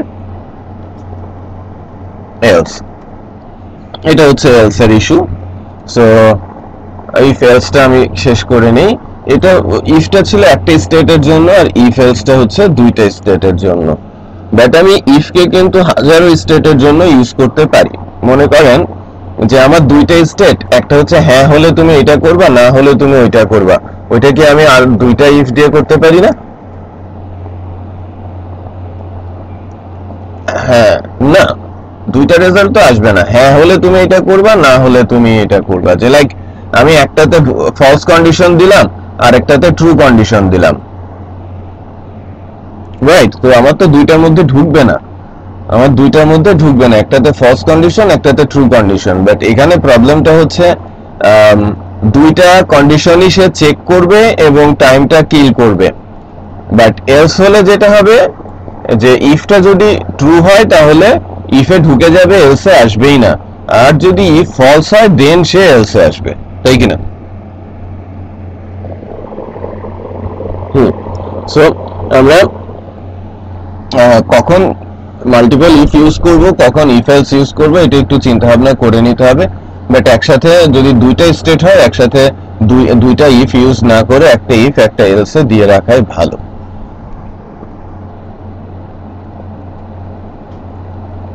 এবার আমি ইফ এলস ইফে আসি।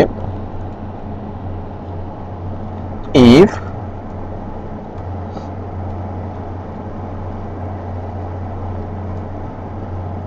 else if like আমি যদি বলি $a equal 10, $b equal 11, $c equal 12, a greater than $b,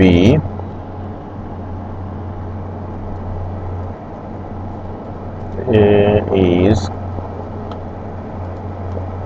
then $b,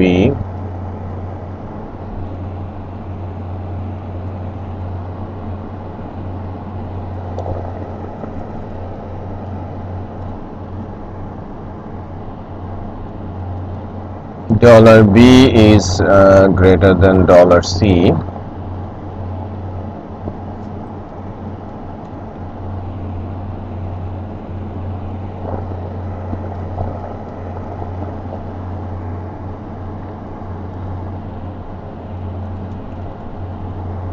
$c is greater than $a,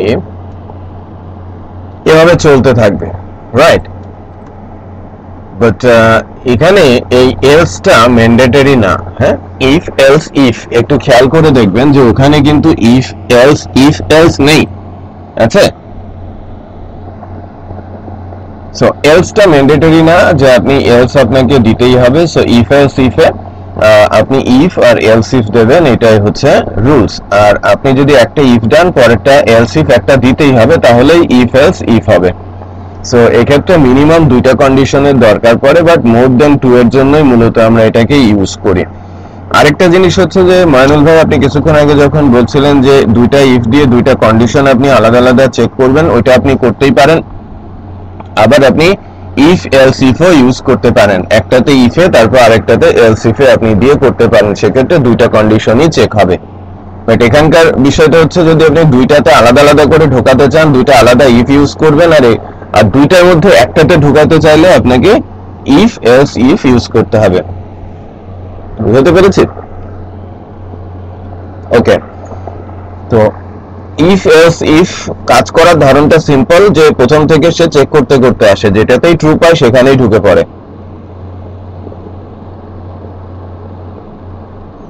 মনে করেন আমার এখানে 50টা স্টেটমেন্ট রয়েছে, স্টেটমেন্ট ব্লক আছে, প্রথমটা ট্রু হয়েছে, প্রথমটা এক্সিকিউট হবে, নিচের দিকে আর চেকই করবে না।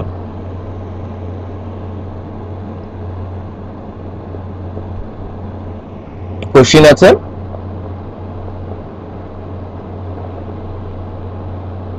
রবিন ভাই,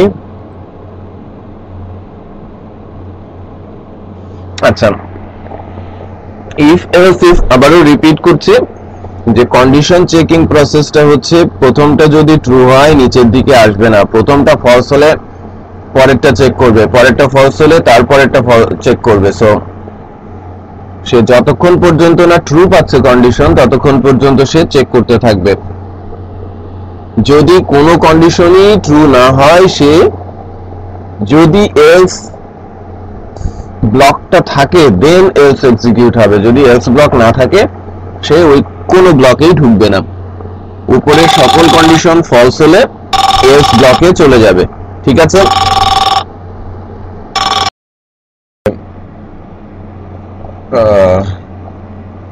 রবিন ভাই, হ্যাঁ রবিন ভাই আছে। আচ্ছা, এখানে হাসান ভাই বলেন আউটপুটটা কি আসবে?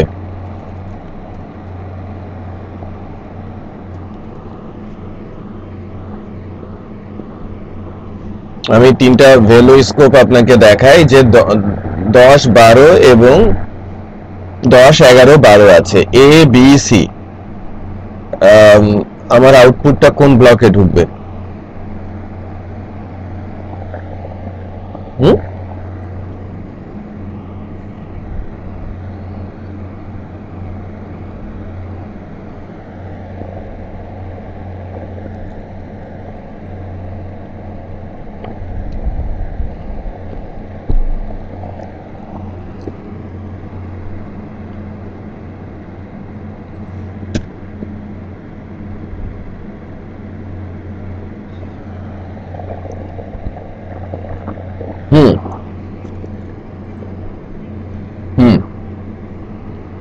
রাইট, কারণ উপরে দুইটা কন্ডিশনই তো ফলস।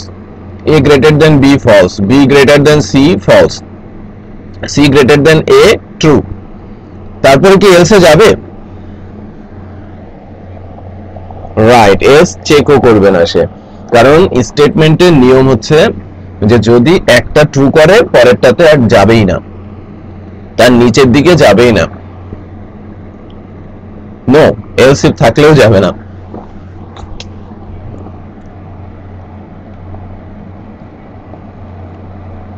না, এখানেও যাবে না সে। আমি যদি এক্স্যাক্টলি সেমও কিছু দেই, দেখেন আমি সি গ্রেটার দেন এ দিয়েছি, এটাও তো ট্রু, তাই না? তারপরেও সে ওখানে যাবে না, কারণ নিয়মই হচ্ছে একটা ব্লক এক্সিকিউট করা, মোর দেন ওয়ান ব্লক কখনোই এক্সিকিউট হবে না একটা স্টেটমেন্টে। ঠিক আছে? তো যেহেতু আমার ট্রু হয়ে যায়, নিচে আসবেই না, না না না নিচে আসবে না। সো অলওয়েজ একটা ব্লকই সে এক্সিকিউট করবে। আমি রান করে দেখাই, এখানে আউটপুট দেখাবে 12 is greater than 11, আর নিচে তো গ্রেটার দেন আসার কথা ছিল, মানে আপনাদের হিসেবে সেটা আসছে না।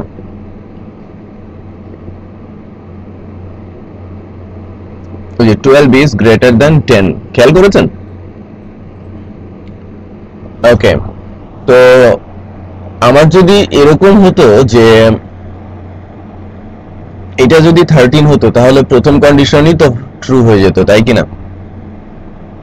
যে আমার এখানে এর ভ্যালু 13 ইজ গ্রেটার দেন 11 দেখাবে আউটপুট, তার নিচে কিন্তু আসবেই না। তার মানে যদি প্রথম কন্ডিশনটাও ট্রু হয়, সে প্রথমটাই এক্সিকিউট করবে, নিচের দিকে আর আসবেই না। ক্লিয়ার? ওকে দেন। তো ফলস কখন হবে? ফলস হবে ঠিক তখন যখন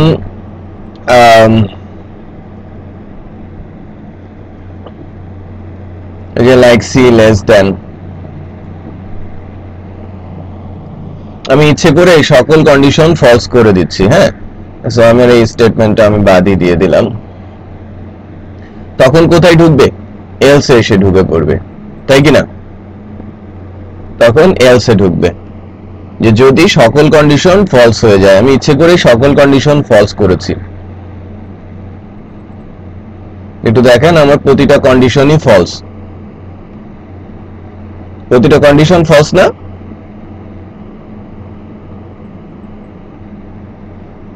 হ্যাঁ, হ্যালো, রাইট। সো প্রতিটা কন্ডিশনই ফলস। এখন আরেকটা জিনিস, হ্যাঁ, আমি আরেকটা জিনিস যেটা ক্লিয়ার করব, সেটা হচ্ছে যে যে সুইচ এবং এলস ইফ এর ক্ষেত্রে এই যে জিনিসটা একটু খেয়াল করেন, এখানে কিন্তু কন্ডিশন থেকে লজিক্যাল আউটপুট রিটার্ন হচ্ছে ট্রু অথবা ফলস। এখানেও কি ট্রু অথবা ফলস। এই বিষয়গুলো আমরা সুইচে ইমপ্লিমেন্ট করতে পারি না। সুইচের স্টেটগুলো আগে থেকে ডিফাইন হতে হয়, মানে কেসের নামটা আমাকে লিখে দিতে হয়। আমি বুঝতে পেরেছি?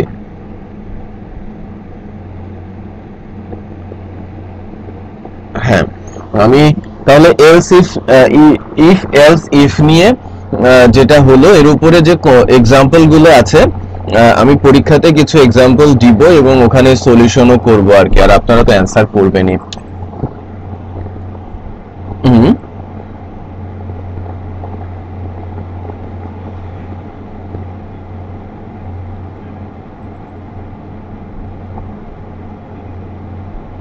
না, না, না, বাট আপনি এখানে যেটা করতে পারেন যে নেস্টিং করতে পারেন এভরিওয়্যার। হ্যাঁ, প্রতিটা কেসে আবার কিন্তু নেস্টিং করা যায়, যে সব জায়গাতেই আমি আবার ইফ এলস এর ভেতরে ইফ এলস ইফ সেটা দিতে পারি। আর আপনাদের পরীক্ষাতে ভেতরে কিন্তু নেস্টিং চলবে।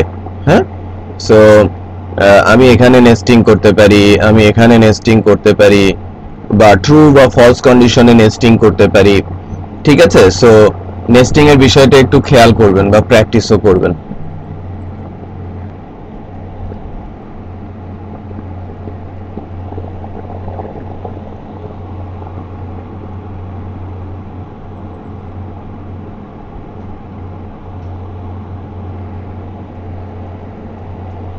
সুইচ, এটা স্ট্রেট ফরওয়ার্ড।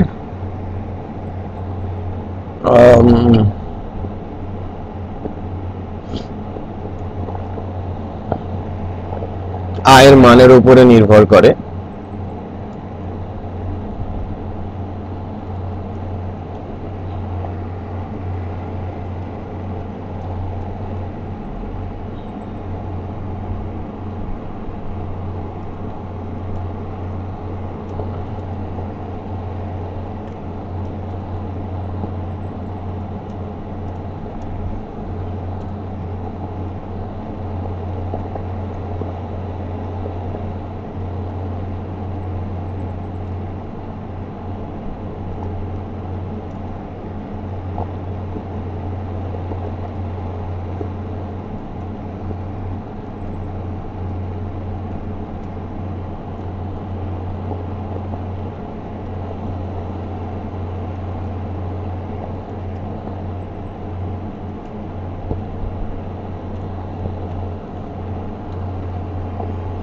সো আমি এখান থেকে যদি যাই, আমাকে 1 এ নিচ্ছে।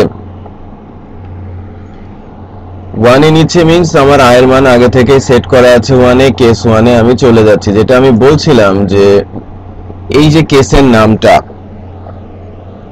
আমি যখন কেসের ভ্যালু সেট করব, কেস কখন ইউজ হচ্ছে, যে মনে করেন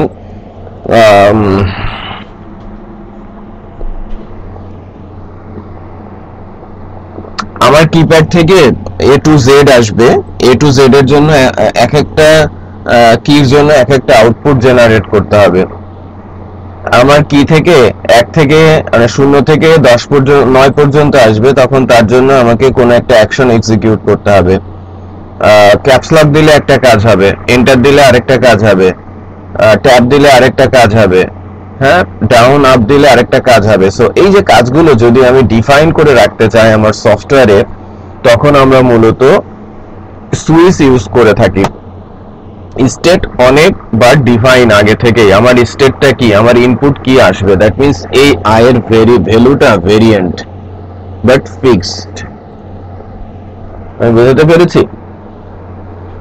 আমি আগে থেকেই জানি যে আমার আয়ের মান কি আসতে পারে এবং কি আসলে কি আউটপুট হবে, সেটা আমি আগে থেকেই ডিফাইন করে রেখেছি কেস বাই কেস।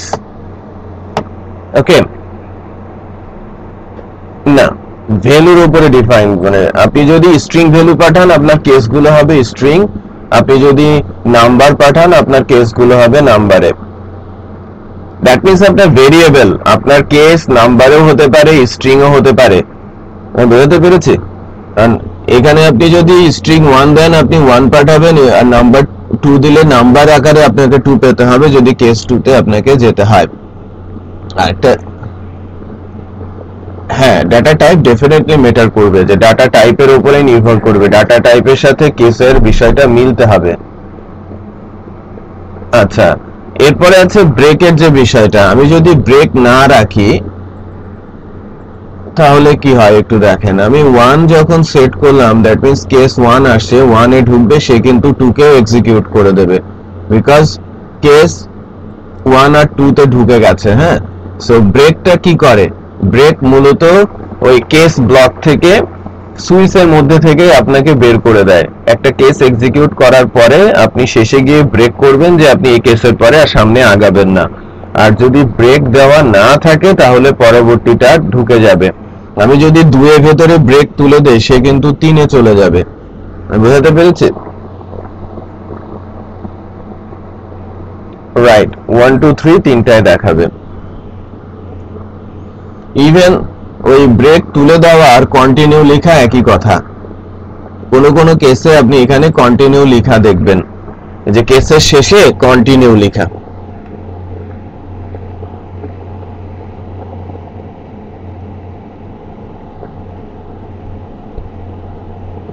ঠিক আছে, আপনার ব্রেক তুলে দেওয়া বা কন্টিনিউ লেখা একই কথা, আপনাকে কনফিউজ করার জন্য, বা আপনি নিজেই যখন কোনো কাজ করবেন তখন কিন্তু এই ইস্যুগুলো, হ্যাঁ হ্যাঁ, কন্টিনিউ লেখার পরে একটু চেক করতে দেন।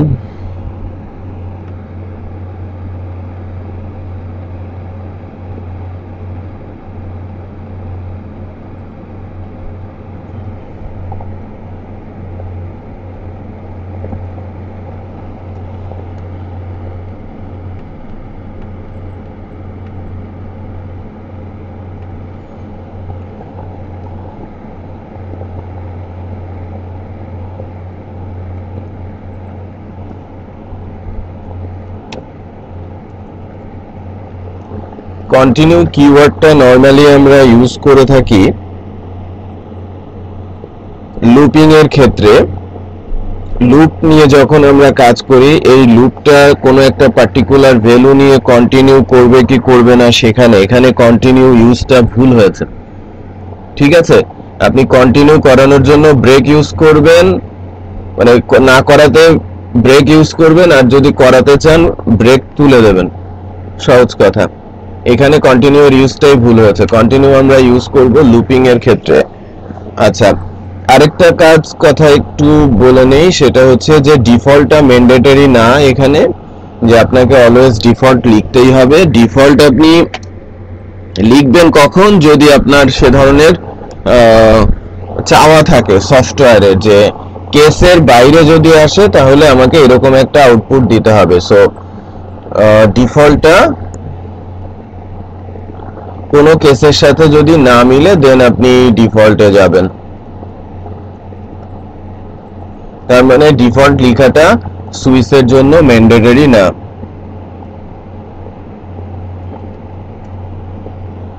ওকে, এখন দুইটা জিনিস আমাদের একটু জানার দরকার আছে যে হ্যাঁ বলেন।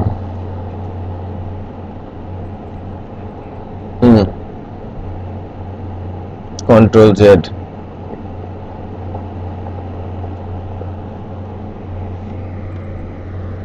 হ্যাঁ এটা আউটপুট দিয়েছে। হুম হুম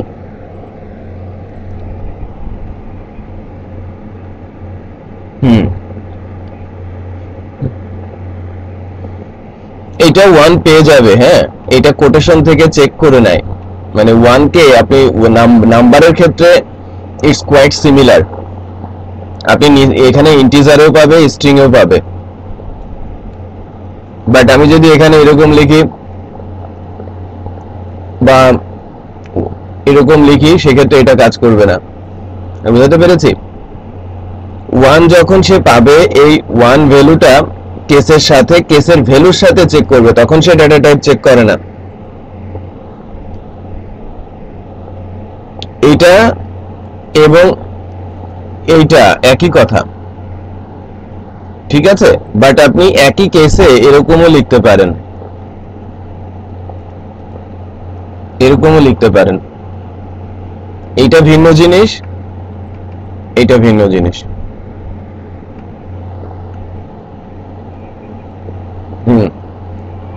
নিউমেরিক ভ্যালুগুলোর ক্ষেত্রে হবে।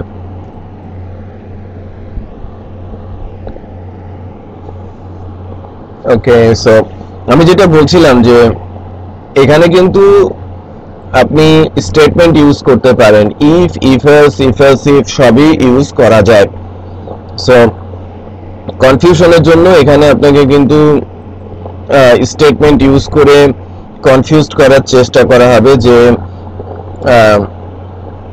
এই কেসটা থেকে কি হচ্ছে, সেই কেসটাকে কন্টিনিউ করানো হবে, দেন ফাইনাল একটা আউটপুটের কথা বলা হবে। সো ম্যাক্সিমাম কেসে সুইচ আমরা যখন নিয়ে কাজ করি তখন প্রতিটা ব্লকেই ব্রেক ইউজ করি। বাট ইন্টারেস্টিং বিষয় হচ্ছে যখন জেন্ডে কাজ করতে যাবে, জেন্ডের পরীক্ষাতে যাবেন, তখন কিন্তু ম্যাক্সিমাম কেসেই দেখবেন যেন ব্রেককে উজ্জ্ব রেখে আপনাকে কনফিউজড করা হচ্ছে। সো একসাথে 2-3টা কেসকে কাজ করিয়ে আউটপুট আকারে কোনো কিছু শো করতে বলা হচ্ছে, যে আপনাকে 4টা আউটপুটের অপশন দেবে, কোনটা কারেক্ট সেটা কিন্তু বলতে হবে, ঠিক আছে? আচ্ছা, ডিফল্টটা আপনি ইউজ করতেও পারেন, নাও করতে পারেন, এটাও আমরা বলেছি। তবে এখন আসছে হচ্ছে রিপিটেড স্টেটমেন্ট, রিপিটেড। আচ্ছা, আরেকটা ছোট জিনিস একটু আমি বলবো, এই যে কনসেপ্টটা,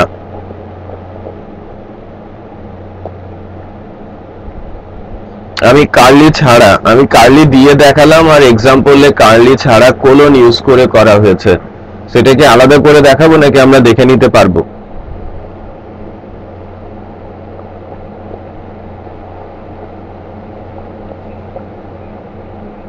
না, বিশেষ কোনো পার্থক্য নেই, মানে এর লজিক্যাল কোনো পার্থক্য নেই, সিনট্যাকটিক্যাল ডিফারেন্স, দ্যাটস ইট। মানে আমরা মানে কার্লি ইউজ থেকে বাঁচার জন্য নরমালি এটা করে থাকি, যে যদি আমরা এরকম করি যে ইফ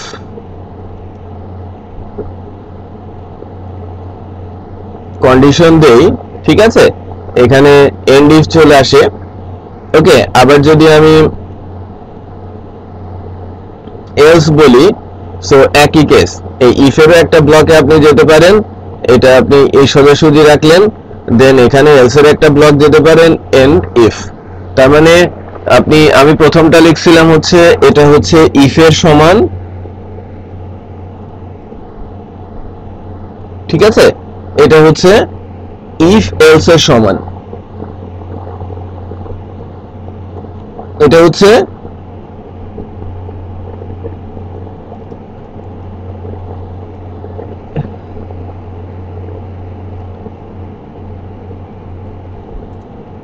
হ্যাঁ আপনি একটু দেখেন যে এটা হচ্ছে if else, if else else এর ক্ষেত্রে। সো আমরা কার্লিটা যদি উজ্জ্ব রাখতে চাই আমরা এভাবে সিনট্যাক্স লিখতে পারি। সো আমরা যখন প্র্যাকটিস করব আমরা এই পিডিএফ থেকে ছোট ছোট কিছু এক্সাম্পল আছে, এগুলো একটু প্র্যাকটিস করার চেষ্টা করব।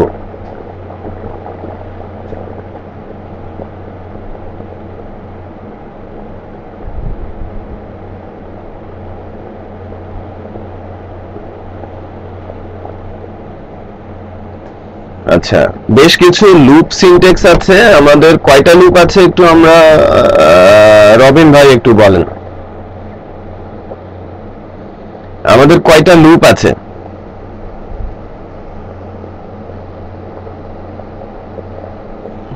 দেন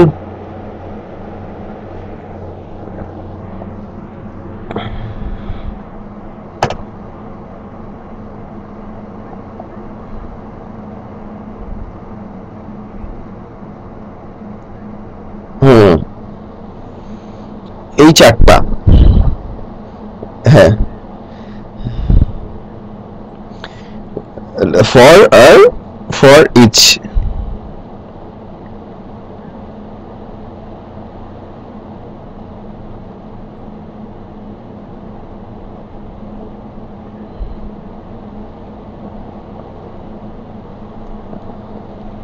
আচ্ছা, তো তাহলে লুপ লুপ হচ্ছে চার রকমের লুপ আছে,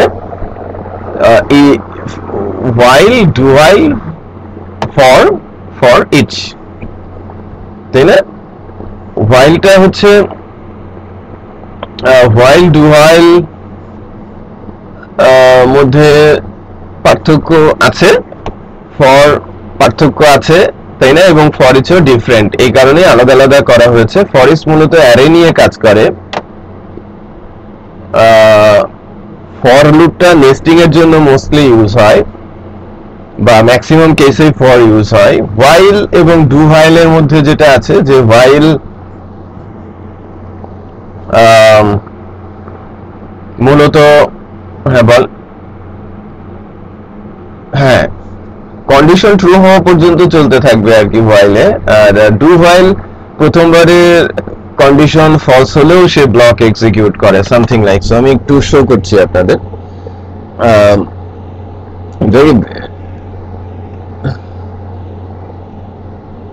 হ্যাঁ,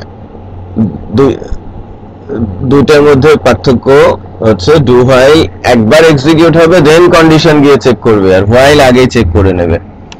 সো while, সো আমি while এ যাচ্ছি, লাইক প্রতিটা রিপিটেড স্টেটমেন্টের তিনটা পার্ট থাকে, কি কি সেটা মাইনুল ভাই?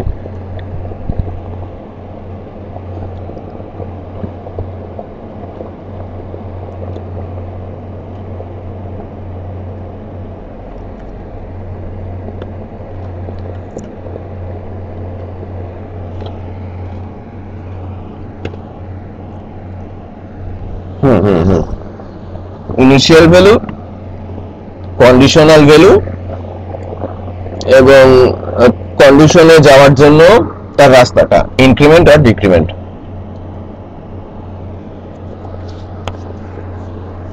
তো আমি একটা ইনিশিয়াল ভ্যালু সেট করে নেই।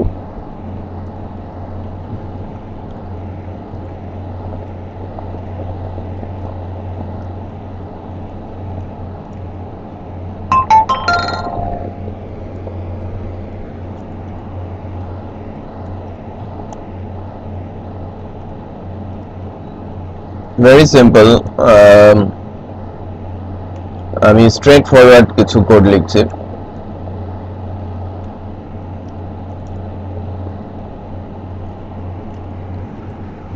হাসান ভাই আউটপুট কি হবে?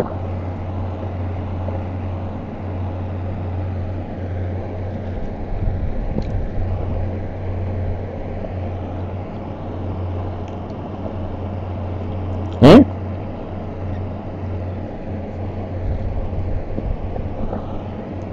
হুম হুম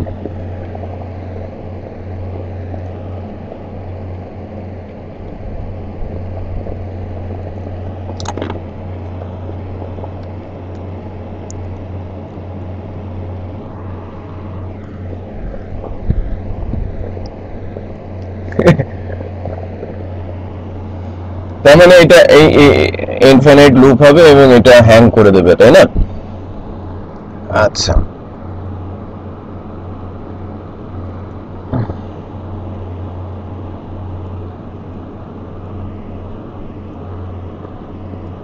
রবিন ভাই আউটপুট কি হবে?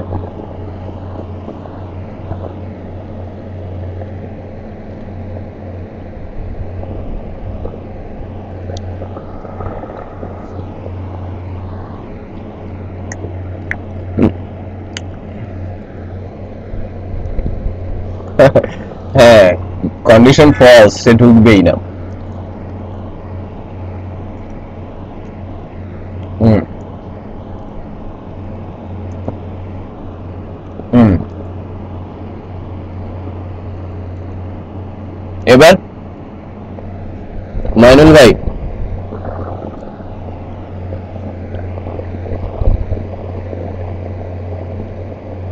এটা আবার ইনফিনিট লুপ হয়ে যাবে। সো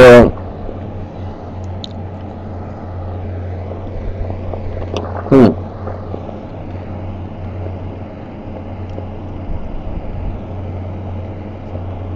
তার মানে এটা ঠেকানো যাবে না, তাই না? আচ্ছা, ঠিক আছে। তাহলে লুপ কি করছে, এটা নির্ভর করছে ইনিশিয়াল ভ্যালুর উপরে, কন্ডিশনের উপরে এবং ইনক্রিমেন্ট এবং ডিক্রিমেন্টের উপরে। তো আমরা এখন যদি আউটপুট দেখি 10 থেকে 50 পর্যন্ত দেখতে পাবো এই আউটপুটে, তাই না? এই আউটপুটে 10 থেকে 50 আমরা দেখলাম, কন্ডিশনই তো ফলস, তাই না? এটা লেস দ্যান হতে হবে, লেস দ্যান থেকে গ্রেটার দ্যানের দিকে যাবে। হ্যাঁ, এই যে 50 পর্যন্ত যাবে, হ্যাঁ 10 থেকে 50। হুম আচ্ছা, গেল। তাহলে হোয়াইল এর কাজটা হচ্ছে ইনিশিয়াল ভ্যালু কন্ডিশন চেক করা এবং রিপিট করা, এবং রিপিট করার কাজটা সে করবে কতক্ষণ পর্যন্ত, যতক্ষণ পর্যন্ত কন্ডিশন থাকবে। তো আমরা নরমালি হোয়াইলে অ্যারে ইউজ করি, ফর ইচেও অ্যারে ইউজ করি। আপনারা হয়তো যখন ডেটাবেস থেকে ডাটা তুলেন, যদি অ্যারে আকারে ডাটা আসে অথবা রেজাল্ট সোর্স থেকে ডাটা আসে, তখন আপনারা কিন্তু ওই যে মাইস্কুয়েল ফেচ অ্যারে দিয়ে ওই অ্যাসোসিয়েট যে ফাংশনটা আছে ওটা কল করে লুপ করে দেন, তাই না, হোয়াইল দিয়ে? তো তো তার মানে কি, ওখানে কিন্তু আপনাকে ইনিশিয়াল করার প্রয়োজন পড়ছে না, ইনক্রিমেন্ট ডিক্রিমেন্টেরও প্রয়োজন পড়ছে না, তাই কিনা? তো এটা একটা দিক, যে প্রোগ্রামিং এর সময় আপনি তাকে কিভাবে কি ইউজ করছেন। বাট আপনি যখন ছোট ছোট লজিক্যাল কোশ্চেন করবে আপনাকে, আপনার এই রিপিটেড স্টেটমেন্টে এই তিনটা পজিশন কিন্তু থাকবেই, ইনিশিয়াল ভ্যালু, কন্ডিশনাল ভ্যালু এবং ইনক্রিমেন্ট এবং ডিক্রিমেন্ট। এটা হচ্ছে একটা দিক। এরপরে আছে হচ্ছে এক্সাম্পল, যে আমি আমি আম, রবিন ভাই আমাকে বলবে যে আম, আমি 70 থেকে 50-এর ভেতরকার অড ভ্যালু গুলো দেখতে চাচ্ছি। হ্যাঁ, কিভাবে লিখবো?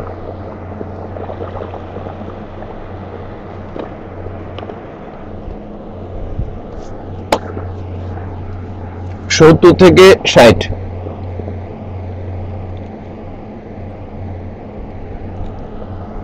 প্রথমটা। 70 থেকে শুরু করবো, দেন যাবে কতদূর? 60 পর্যন্ত।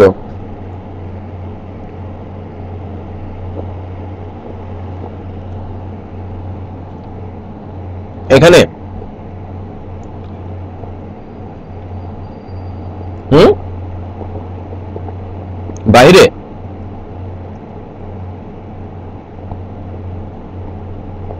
হুম হুম আচ্ছা এখানে কি করব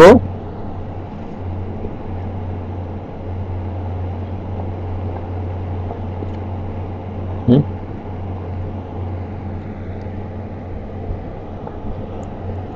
হুম না করলে ঠিক আছে এটা হবে না ভাই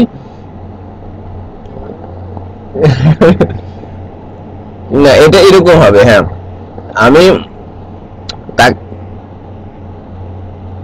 না ওখানে গিয়ে করলে ডিফিকাল্ট হবে এটা দিয়ে করলে যেটা হবে আবার এখানে আপনাকে একই কথাই লিখতে হবে হুম সো দরকার তো নেই সো আমাকে যেটা করতে হবে যে আই কে মড করব কি দিয়ে এরকম করতে হবে না আমি অর চেয়েছি তো হুম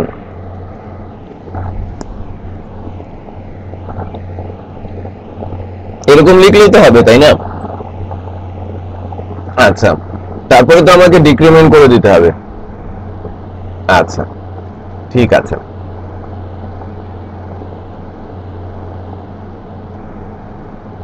ওইটা কি আছে একটু দেখি হ্যাঁ এটা গ্রেটার হবে হ্যাঁ আসছে না হ্যাঁ ওই রেঞ্জে আসছে আচ্ছা তো নর্মালি স্টেটমেন্ট গুলো ইউজ ব্লককে রিপিট করার জন্য বাট যখন পরীক্ষার খাতায় আপনাদের জেন্ডার এক্সামে আসবে তখন এই লুপের ভেতরে ছোট ছোট ট্রিক্স অ্যাপ্লাই করবে আর কি যেটা কনফিউশন তৈরি করবে অনেক বেশি তো আমি while নিয়ে কথা বললাম আমি এটা পরিবর্তন করছি do তে আচ্ছা একটা জিনিস একটু খেয়াল করে দেখেন আমি এখানে if স্টেটমেন্ট ইউজ করেছি কোনো কার্লি দেই নাই কোনো স্কোপ দেই নাই বাট তারপরে কিন্তু কাজ করেছে রিজন ইজ দ্যাট যে ওয়ান লাইন হ্যাঁ ওয়ান লাইন ব্লক করবে হ্যাঁ এখন কি হবে একটু বলেন তো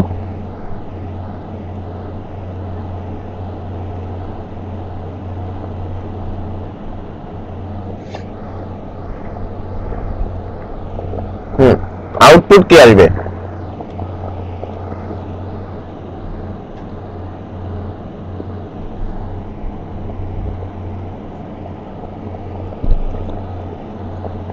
আবার আউটপুট সেম আসবে হ্যাঁ আউটপুট সেম আসবে বাট এখন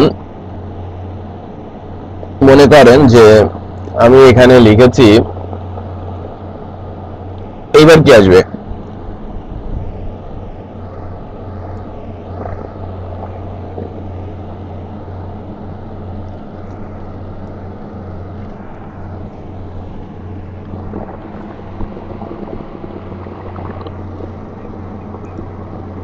কি আসবে হুম 59 রাইট সেটা অড ভ্যালু বলে 59 আসবে আচ্ছা বাট যদি এটা 58 হতো হ্যাঁ এটা আগের বার ছিল 59 এবার কিচ্ছু আসবে না তাই না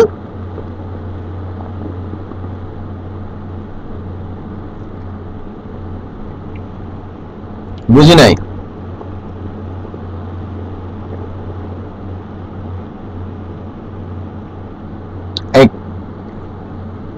আচ্ছা আমি এবার আয়ের ভ্যালু 58 দিয়েছি আমার আউটপুট কত আসার কথা রবিন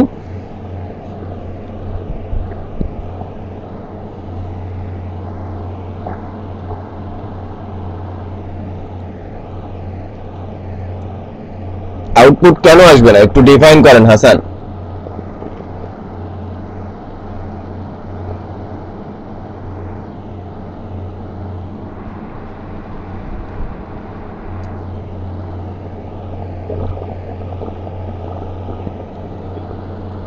হুম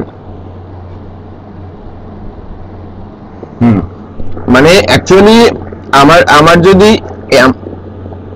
আমার যদি ইফে আটকে যাবে, রাইট? আমার যদি এই ইফটা না থাকতো তাহলে 58 কেন, আমি যদি -10 দিতাম, -100 দিতাম, -100 -10 আসতোই, কারণ একটা আয়ের ভ্যালু এখানে ঢুকবেই, রাইট? মানে আমি যা নিয়ে আসবো তাই নিয়ে আমি ঢুকবোই, রাইট?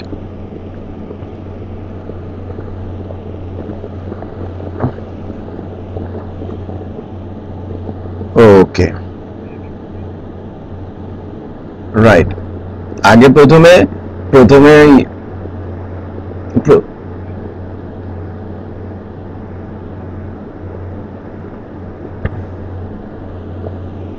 হুম হুম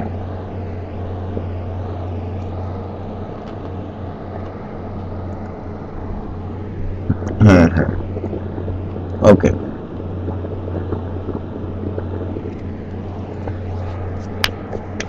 হাসান ভাই, হাসান ভাইয়ের ওকে, গ্রেট গ্রেট। বাট সবারই একটু একটু করে কিন্তু আবারও আমি পড়া দিয়ে দিচ্ছি, হ্যাঁ? আমি যে এক্সেলটা পাঠিয়েছি, ওই এক্সেলে আপনাদের পরীক্ষার প্রিপারেশনের জন্য আমি বলছি যে syntax, operator, variable, conditional statement, repeated স্টেটমেন্টের ফর পর্যন্ত, ফরেস্টটা পরের বার আমরা নিব, রিপিটেড স্টেটমেন্টের ফর পর্যন্ত সব দেখে আসব। একটা বই দেওয়া হয়েছে, ওই বইয়ের ভেতরে কিছু কোশ্চিনারি আছে, এই টপিকগুলোর উপরেই সেই কোশ্চিনগুলো সলভ করা, এবং আদার্স কোশ্চিনগুলো ডামি অনেক সাইট আছে যেখান থেকে প্র্যাকটিস করা, যাতে পরীক্ষাতে আমরা মানে ভালো করতে পারি। আগামী শুক্রবার সকাল 9টায় পরীক্ষা হবে।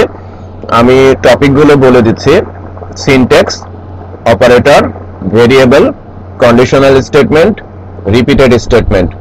রিপিটেড কন্ডিশনাল স্টেটমেন্টের সবগুলোই আর কি। রিপিটেড স্টেটমেন্টে হোয়াইল, ডু হোয়াইল আর ফর, ফরেস্টটা বাদ থাকবে। ঠিক আছে, আমি এখন ফর নিয়ে কথা বলবো।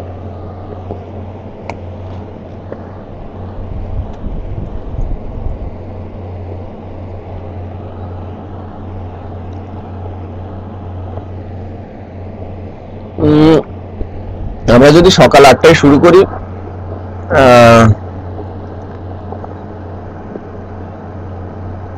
না, আমারও তখনও 2টা বেজে যায়। 8টায় শুরু করলে 2টা বেজে যায়। আমাদের এখানে নামাজটা এক্স্যাক্টলি 1:30টাতেই হয়। একটা কাজ আমরা করতে পারি, সেটা হচ্ছে যে আপনারা 8টা থেকেই ক্লাস, 8টা থেকে না 9টা থেকেই ক্লাস করি, বাট আমি 15 মিনিট আগে এবং 15 মিনিট পর আধা ঘন্টা অফ দিয়ে দেই মাঝে ক্লাস। ঠিক আছে? আমার আমাদের, হ্যাঁ, হুম, শিওর শিওর, সেটা ভালো হয়। সেটা আরো ভালো হয়। ঠিক আছে, তাহলে নেক্সট নেক্সট ক্লাসে ওটা ওভাবেই হবে। আর আমি ফর নিয়ে কথা বলি একটু। ফর মূলত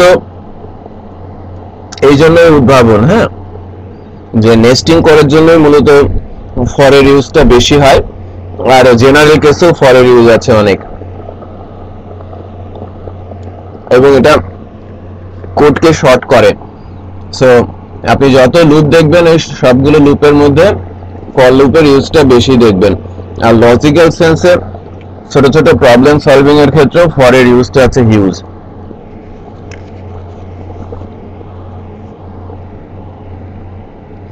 সো এখানেও সিমিলার কেস, যে আমি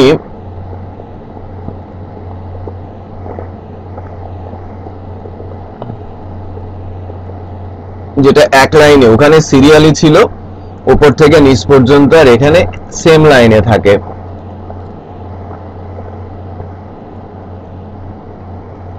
এটা বোঝাটা আরো সহজ, তাই কি না? শুরু হবে 10 থেকে 20 পর্যন্ত যাবে এবং ইনক্রিমেন্ট করতে করতে যাবে। আর যদি এটা গ্রেটার দেন হয় তাহলে শুরুটা অবশ্যই বড় ভ্যালু দিয়ে হতে হবে, আর যদি এখানে প্লাস থাকে সে ইনফাইনাইট হয়ে যাবে, আর যদি এখানে মাইনাস থাকে তাহলে এটা ঠিক থাকবে, নিচের দিকে আসবে।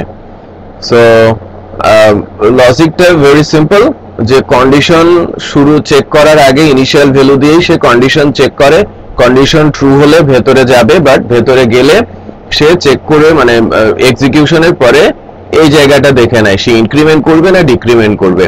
তার মানে এরকম না যে 100 এখানে 99 থেকে শুরু হবে, 100 হবে তারপরে সে 99 করে সে কন্ডিশন চেক করবে, তারপরে 98 করে সে কন্ডিশন চেক করবে। আমি বোঝাতে পেরেছি?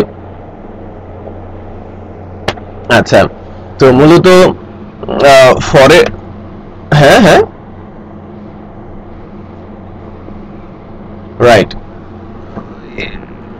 Right exactly. সো এখানে আমি আপনাদের ফর লুপ দিয়ে দু একটা ছোট ছোট এক্সাম্পল আমি করতে বলবো, যখন আপনারা সি করেছেন ইউনিভার্সিটির টিচাররা লুপ শেখানোর পরে পিরামিড তৈরি করতে দেয়, ত্রিভুজ তৈরি করতে দেয়, তাই না? তো সেরকম কিছু আউটপুট আপনারা যদি একটু আমাকে তৈরি করে দেখাতেন, এবং ওখানে আপনারা ফর লুপ ইউজ করবেন আগামী দিনে। আমি চাচ্ছি যে এরকম একটা কিছু।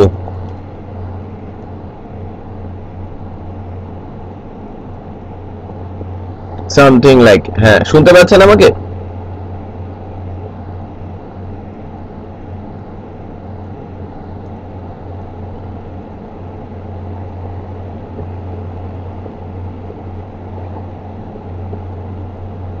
হ্যাঁ আমি শুনতে পাচ্ছি। হ্যাঁ আমাকে শুনতে পাচ্ছেন সবাই? হাসান ভাই কি সম্ভবত ড্রপ হয়ে গেছে? হ্যাঁ হ্যালো, হ্যাঁ হাসান ভাই ব্যাক করেছে। হ্যাঁ হ্যালো,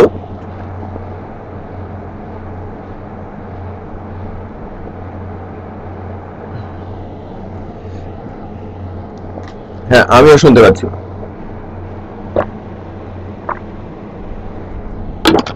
আমি একটা দেখেন ত্রিভুজের মতো এঁকেছি, এটা একটু আউটপুট বানাতে হবে নিজেদের থেকে। এখানে এখানে বলবো যে অনলাইনে এর এক্সাম্পল আছে, আমরা অনলাইন এক্সাম্পলটা না দেখে নিজেরা করব, ঠিক আছে? আমি শুনতে পাচ্ছি আপনাকে, আই হোপ সবাই শুনতে পাচ্ছে। মাইনুল ভাই শুনতে পাচ্ছেন? হ্যাঁ রবিন ভাই, হ্যাঁ আমি আমি যে এক্সাম্পলটা করতে বলছি এটা আমরা সবাই বুঝতে পেরেছি। ওকে, আমি আমি এই একই এক্সাম্পলকে দুই ভাবে করতে বলবো। এক হচ্ছে 1 থেকে শুরু হবে, এই পর্যন্ত সিরিয়াল অনুযায়ী যাবে, মানে যত লাইন হবে নাম্বার বাড়তে থাকবে। আরেকটা হচ্ছে সব জায়গায় 1।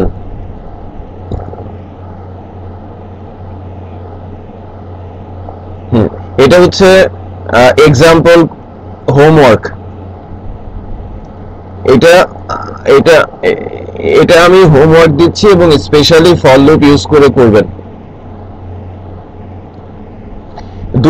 দুইটা হোমওয়ার্ক, একটা হচ্ছে 1 থেকে শুরু হবে এবং লাইন অনুযায়ী বাড়তে থাকবে নাম্বার, আর 2 নাম্বারটা হচ্ছে সিমিলার জিনিস বাট সব জায়গায় 1 থাকবে, ঠিক আছে? এটা হচ্ছে হোমওয়ার্ক। এটা আমাকে বাই থার্সডে পাঠাবেন, ঠিক আছে? বাই থার্সডে আমাকে এটা পাঠিয়ে দেবেন। আমি আপনাদের যে ড্রাইভারটা আছে, আই হোপ আপনারা ভিডিওটা ডাউনলোড করে নিয়েছেন। গ্রেট। আমি ওই ভিডিওটা ফেলে দিয়ে এই যে কোড ফাইলটা আছে না, সেই কোড ফাইলটা এবং ভিডিওটা আমি ওখানে আপলোড করে দিচ্ছি।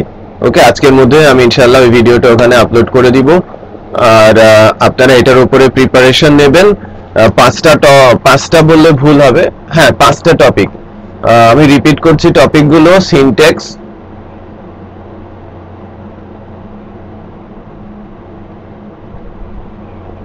পিরামিড আপনি 3টা লাইন করলেই হবে, 3টা 4টা। এটা যদি ভেরিয়েবল করতে পারেন আরো ভালো, যে নাম্বার অফ লাইন আমি দিয়ে দিব। ওকে, তো হচ্ছে আমি টপিকগুলো বলছি, রিপিট করছি: syntax, operator, variable,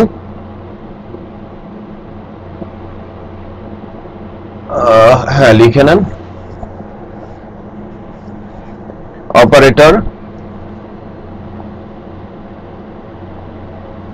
variable, conditional statement,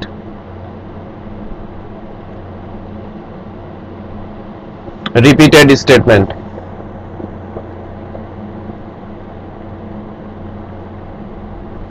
but repeated স্টেটমেন্টের মধ্যে while, do while R for ইসটা বাকি থাকবে।